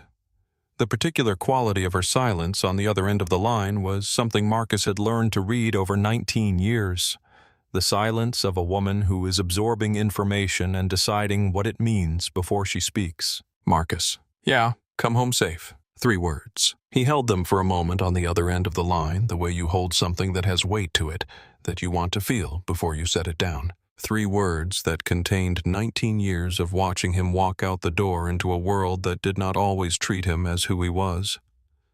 3 words that contained every time she had answered the phone and heard in his voice that something had happened and had waited, steadily without falling apart, to hear that he was okay. 3 words that meant, I know what the world is. I know who you are in it. Come back to me. I will, he said. He hung up. He held the phone in his hand for a moment looking at it. Then he put it in his jacket pocket. He reached for his espresso cup.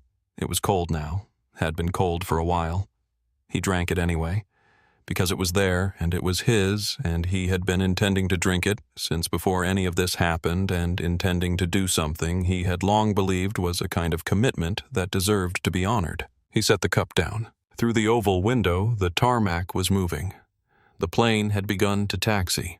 Through the glass, the FBO building slid slowly past. The floor-to-ceiling windows, the leather furniture, the espresso machine. Patricia at the front desk, just visible, looking up. He was going home. He would tell Diane everything, and tomorrow he would start making some calls. Before the aircraft reached the runway threshold, Marcus got up from his seat. He walked to the galley. Sophia was there, her back to him, completing the final service prep with the focused efficiency of someone who is doing the work they came to do and doing it correctly. Her hands moved over the bar surface with precision. She heard him come in and turned. He said her name. She looked at him. You saw what was happening from the beginning. It wasn't a question. He was telling her what he knew. She held his gaze. Yes. Why didn't you stop it earlier? She didn't drop her eyes. She didn't look away or perform regret in the particular way people perform it when they want to be forgiven without fully accounting for what they did. She looked at him directly and said, because I told myself I would wait and see. Because I was afraid that if I said something too early, I'd make it worse. A pause. And because I had seen your name on the briefing card, and I knew who you were, and I told myself that meant you could handle it, and that telling myself that was a way of not having to do something uncomfortable. She took a breath. I should have spoken up when she waved at Darnell. That was the first moment. I'm sorry I didn't. She said it simply. No excess, no performance. Marcus looked at her for a moment. You're right that you should have. He said it without judgment, as a fact, the way he said facts. You're also the one who stepped into that cabin and said stop. And you brought me my water. He paused. Both of those things matter. He turned to go back to his seat, then stopped. I'll make a call to Skylane on your behalf. Your hours get credited, your record stays clean. What happened today belongs to her, not to you. He paused. But what you didn't do in the first 40 minutes, hold on to that. Not to punish yourself with it. Just so you know what it costs. He went back to his seat. Sophia stood in the galley for a moment, both hands flat on the counter. She looked at the briefing card in the storage cabinet, the one she had read 40 minutes ago and not acted on. She looked at it for a long time. Then she closed the cabinet. She finished setting up service. Properly. Completely. With the full attention of someone who has understood something and is choosing from this moment forward to be different. It wasn't enough. It wasn't supposed to be enough on its own, but it was a start, and starts were where things began. Below, in the FBO lounge, Thomas Brower had stopped reading the Financial Times a long time ago. He sat with it open in his lap. The pages turned to the same story he had been on when Marcus Webb walked through the entrance. But he had not read a word of it since. He had been watching through the floor-to-ceiling windows.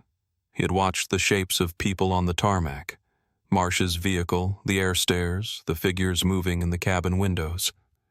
He had watched the patrol car pull away with Brenda in the back seat. He had put together the picture slowly, the way you put together something that requires adjusting your own assumptions before the pieces can fit. He had been a banker for 35 years. He had sat in boardrooms with some of the most financially sophisticated people in the country.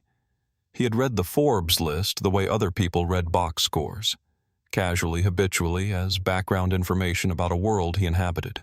He had read the Marcus Webb profile. He had seen the photograph. He had seen Marcus Webb walk through this FBO lounge, this very lounge, an hour ago, and he had looked at a black hoodie and white sneakers and arrived in the time it took to look up from his newspaper and look back down at the conclusion that this was someone who worked here. He sat with that now, not with guilt as a performance, with guilt as information, the kind that tells you something true about yourself that you would prefer to be different. The kind that, if you let it, can actually change something rather than just making you feel temporarily bad about yourself. He was 61 years old. He had spent 35 years in an industry where certain assumptions were so embedded in the culture that they didn't require examination. They were simply how things worked. He had benefited from those assumptions in ways he had never had to articulate because articulating them was never required. He understood, sitting in this leather chair with his unread newspaper, that the benefit had always been accompanied by a cost. He had simply never been the one who paid it. He took out a business card from the inside pocket of his blazer. He turned it over to the blank side. He thought for a moment. He wrote 3 words on the back. He walked to Patricia at the front desk. He said, "When Mr. Webb comes back through this FBO, whenever that is, can you make sure he gets this?" Patricia looked at the card. She looked at him. She took the card. "I'll make sure." Thomas Brower nodded. He went back to his chair. He picked up his Financial Times. He did not read it. He sat with the 3 words he had written and what they had cost him to understand, and he let it cost him properly. Gail Norris had driven 90 miles from Skylane's headquarters in Connecticut. She had gotten the call from dispatch 40 minutes into the drive. The full picture assembled from 4 separate sources in rapid succession: the camera footage alert from the Apex Aero operations system, the incoming call from Marcus's attorney, the termination notice she had just sent to Brenda, and a message from her own CEO asking her, with the particular kind of urgency that does not require exclamation points, what was happening at Teterboro. She had been doing 90 miles per hour on the I-95 for 45 of the last 60 minutes. She pulled into the Teterboro private terminal lot and sat in her car for a moment. Through the windshield, the tarmac was visible past the FBO building's glass front. The aircraft, N447AW, the Apex Aero logo catching the last of the October light in navy and silver, was taxiing toward the runway, moving away. Already moving. She had missed him. She got out of her car. She showed her credentials at the FBO entrance and asked Patricia to reach the Apex Aero aircraft on the ground frequency. Patricia looked at her with the particular expression of someone who has been watching this situation develop from a front row seat and has arrived at a settled opinion about it. "They've already taxied to the threshold," Patricia said. "They'll be wheels up in a few minutes." Gail pulled out her phone. She called Raymond's cell number, the one she had from 6 years of working with Apex Aero's operations team. He answered. "Raymond, it's Gail Norris. I need to—" "Gail." Raymond's voice was calm, professional. The voice of someone managing an outcome, not a negotiation. "Marcus isn't taking calls right now. I understand, but I need to express—" "Gail!" He didn't raise his voice. He simply made the sentence complete. "I'm going to give you Andrew Holt's number. He's Marcus's attorney. He's expecting your call." A pause. Everything that comes next goes through him. Gail tried once more. "Is there anything we can do?" "No." The line closed. She stood in the FBO parking lot, phone in her hand, looking through the glass at the tarmac where the aircraft was completing its taxi. She could see the logo clearly from here, clean and precise and entirely indifferent to her presence. She opened her laptop on the hood of her car. She pulled up the Skylane Apex Aero contract file. $11 million annually. 23 separate service agreements across 6 operational divisions. Relationships that had taken 3 years to build and had been destroyed irreparably in 40 minutes by one employee, acting on certainty she had never earned the right to carry. Gail looked at the contract file for a long time. She thought about the 3 prior complaints she had not known about. The complaints that middle management had buried before they reached her desk, the pattern that had been developing for 2 years while she signed off on performance reviews that said meets expectations and good client interface skills. She thought about the difference between not knowing and not looking. Through the window, the aircraft reached the runway threshold. She could see it from here. The tail lights, the Apex Aero logo. Then the engines built. A low rumble that she felt in her chest from 40 yards away, growing to something larger and more committed, and then the plane was moving, accelerating down the runway with the gathered momentum of something that has always known exactly where it is going. And then it lifted, clean and precise into the October evening sky. Gone. Gail Norris sat on the hood of her rental car in a parking lot in Teterboro, New Jersey, and watched it until she couldn't see it anymore.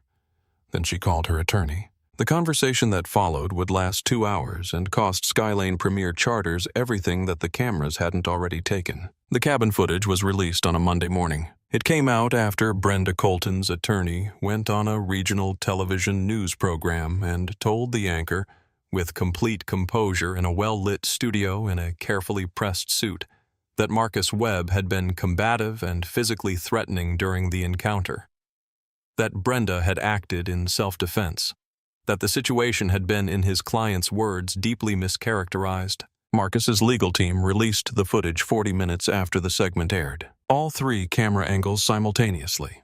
28 minutes of uncut, unedited, high-definition truth. No framing, no commentary, no musical score designed to tell you how to feel.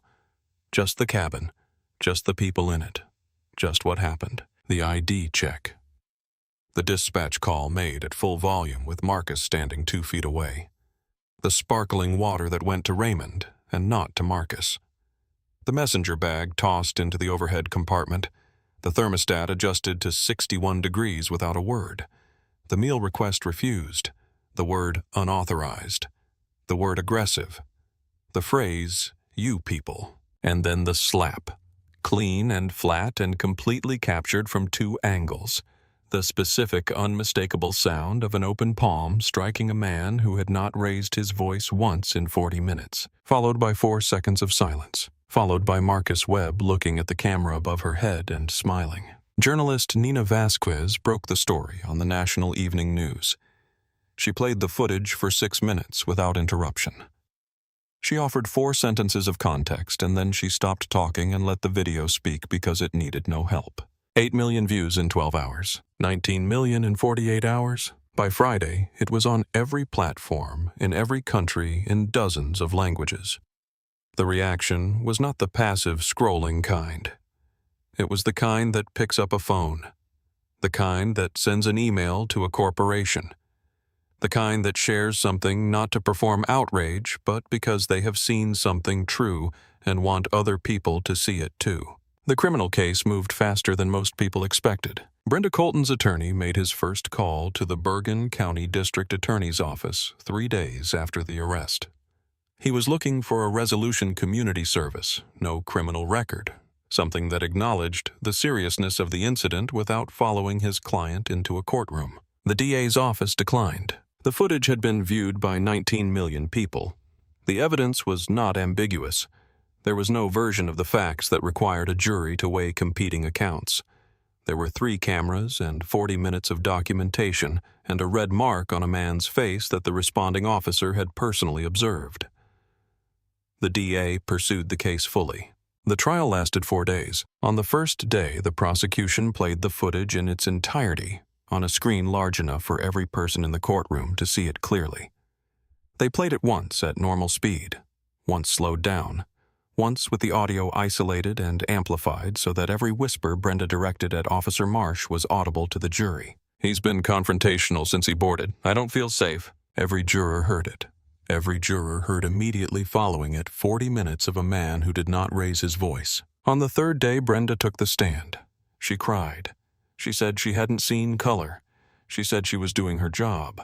The prosecution asked one question on cross-examination. "Ms. Colton, if the man who boarded that aircraft had been white, wearing the same clothes, carrying the same bag, would you have asked him for identification?" Brenda opened her mouth, closed it, opened it again. "I would have treated anyone." The prosecutor nodded, then played a clip from the footage. 16 seconds. The white catering delivery driver walking onto the same aircraft 6 minutes before Marcus boarded. No pause, no question, not even a glance. The jury watched in silence. Verdict day 4, guilty on both counts. assault in the third degree, filing a false police report. The sentence 18 months probation, 250 hours of community service, a mandatory bias rehabilitation program, a permanent criminal record, and a lifetime ban from working in aviation. Any aviation, any capacity, anywhere. Permanently. The civil case was filed the following month. Racial discrimination, assault, emotional distress, negligent supervision. Skylane's legal team reviewed the footage. All 3 angles, all 28 minutes. Reviewed the 3 buried complaints from prior clients and settled within 60 days. Every dollar of the settlement went to 3 places. 1/3 to a Howard University scholarship fund for students pursuing aviation and aerospace careers. 1/3 to a civil rights legal defense organization that represented people who could not afford the fight Marcus had been able to afford. 1/3 to a mentorship program for young black entrepreneurs entering the private aviation industry. At the press conference where the donation was announced, Marcus stood at a podium in a simple navy jacket. Behind him, on a projected screen, the faces of the first class of scholarship recipients. 42 young people from 12 states, looking at the camera with the particular expression of people who have just been given access to something they were told was not for them. Marcus leaned into the microphone and said 12 words. "This money came from bigotry. I'm sending it where it belongs. Into futures." The room stood. Within 3 weeks of the footage going public, Skylane Premier Charters lost 9 major clients. Private aviation is a world built on trust. That trust, once broken, does not heal through press releases. The first client to leave cited the incident directly in their termination letter. The second cited the internal investigation findings, specifically the discovery of 3 prior complaints against Brenda Colton, all documented, all buried. The third client didn't cite anything. They simply stopped returning calls. Then 4 more. Then another cascade. An independent review board was formed. Bias training was mandated. A victim compensation fund was established. New leadership was brought in with a specific directive: rebuild the company's operational culture from the ground up, starting with the question of what it actually meant to treat every client with the same dignity, regardless of what they looked like when they walked through the door. Some of it helped. None of it gave back what had been taken. But something changed. Not dramatically, not all at once, but in the quiet, structural way that industries change when a documented case makes the cost of the existing culture undeniable. Crew conduct policies were reviewed. Training programs were updated. Client interaction protocols were revised. Not everywhere, not immediately, but somewhere. And then somewhere else. The math had changed. The cameras existed, and the footage had shown, to 19 million people in 48 hours, exactly what the cost of ignoring that math looked like. 6 weeks later, on a Thursday morning in November, Marcus Webb walked into the Teterboro FBO. Same black hoodie, same dark jeans, same white sneakers. The same worn leather messenger bag, slightly more worn at the corners than it had been in October, broken in further the way things are broken in by use and time and the accumulated evidence of being carried through things. Patricia looked up from the front desk. "Good morning, Mr. Webb." He smiled at her. The real kind. The kind that starts in the eyes. "Morning, Patricia. How's he adjusting first semester? Still going okay?" She lit up. "He made the dean's list. Can you believe it? The dean's list, first semester." "I absolutely can believe it." Marcus stopped at the counter. He set down a folded bill without ceremony. "Tell him the second semester is where you find out who you actually are." He walked toward the tarmac. The November air was different from October. Colder, cleaner, with the particular clarity that arrives when summer is far enough in the past that the atmosphere has finished processing it. His breath made a small cloud. The tarmac was gray under a gray sky, the aircraft sitting in their rows in the thin morning light. N447, AW, was there. His regular crew, Maria and James, the married couple who had been with him for 6 years, both of them fully recovered from October's bad shrimp, stood at the top of the air stairs. Maria held a small tray. On it, a sparkling water and an espresso already prepared. Marcus climbed the stairs. He ducked through the door. The cabin was exactly what it always was. Hand-stitched leather, African art on the walls, the framed photograph near the galley, Marcus with the Newark youth leaders, all of them grinning, the interior panel with his name above the leading seat, the 3 small camera domes in the ceiling, their red lights pulsing steady. He sat down. He set the messenger bag beside him. He looked out the oval window at the tarmac. The fuel trucks, the ground crew moving between aircraft, Darnell Price, visible in the distance, talking with a member of his crew, gesturing at something on a wing surface with the focused attention of a man who takes his work seriously. Marcus looked at the Apex Aero logo on the fuselage reflected faintly in the window's surface. Navy and silver. Designed 18 years ago on a yellow legal pad in a one-room office in Paterson, New Jersey. Still exactly right. Maria set the sparkling water and espresso on his side table. "Ready when you are, Mr. Webb." "Thank you, Maria." He picked up the espresso. He took a slow sip. It was exactly the right temperature. He set it down. He looked out at the November sky, gray and wide and going somewhere. He was not thinking about Brenda Colton. He was not thinking about the trial or the settlement or the 19 million views or the press conference. He was not thinking about the red mark that had been on his cheek and was gone, now healed the way things heal when you give them time and do not keep pressing on them. He was thinking about the 42 scholarship recipients. He was thinking about what Raymond had said. There's a version where it doesn't happen. We work on that version. He was thinking about his father's kitchen table and the October light and the words spoken there that had carried him in one form or another through 47 years of being this man in this world. Some people show you who they are in the small moments. You let them, because the big ones are where it counts. The engines built, the plane began to move. Marcus Webb looked out the window as the tarmac slid past. The hangars, the FBO building the row of aircraft sitting in the gray morning like patient, polished promises. He picked up his espresso. This was his plane, his space, his name on the panel above his head, and he was never going to let anyone make him feel otherwise again. Marcus Webb went back to work the following Monday. Same hoodie, same jeans, the same quiet confidence that had carried him through 47 years of being this particular man in this particular world. He didn't need the world to transform overnight. He just needed it to understand clearly and permanently that silence had stopped being an option. If this story moved you, share it.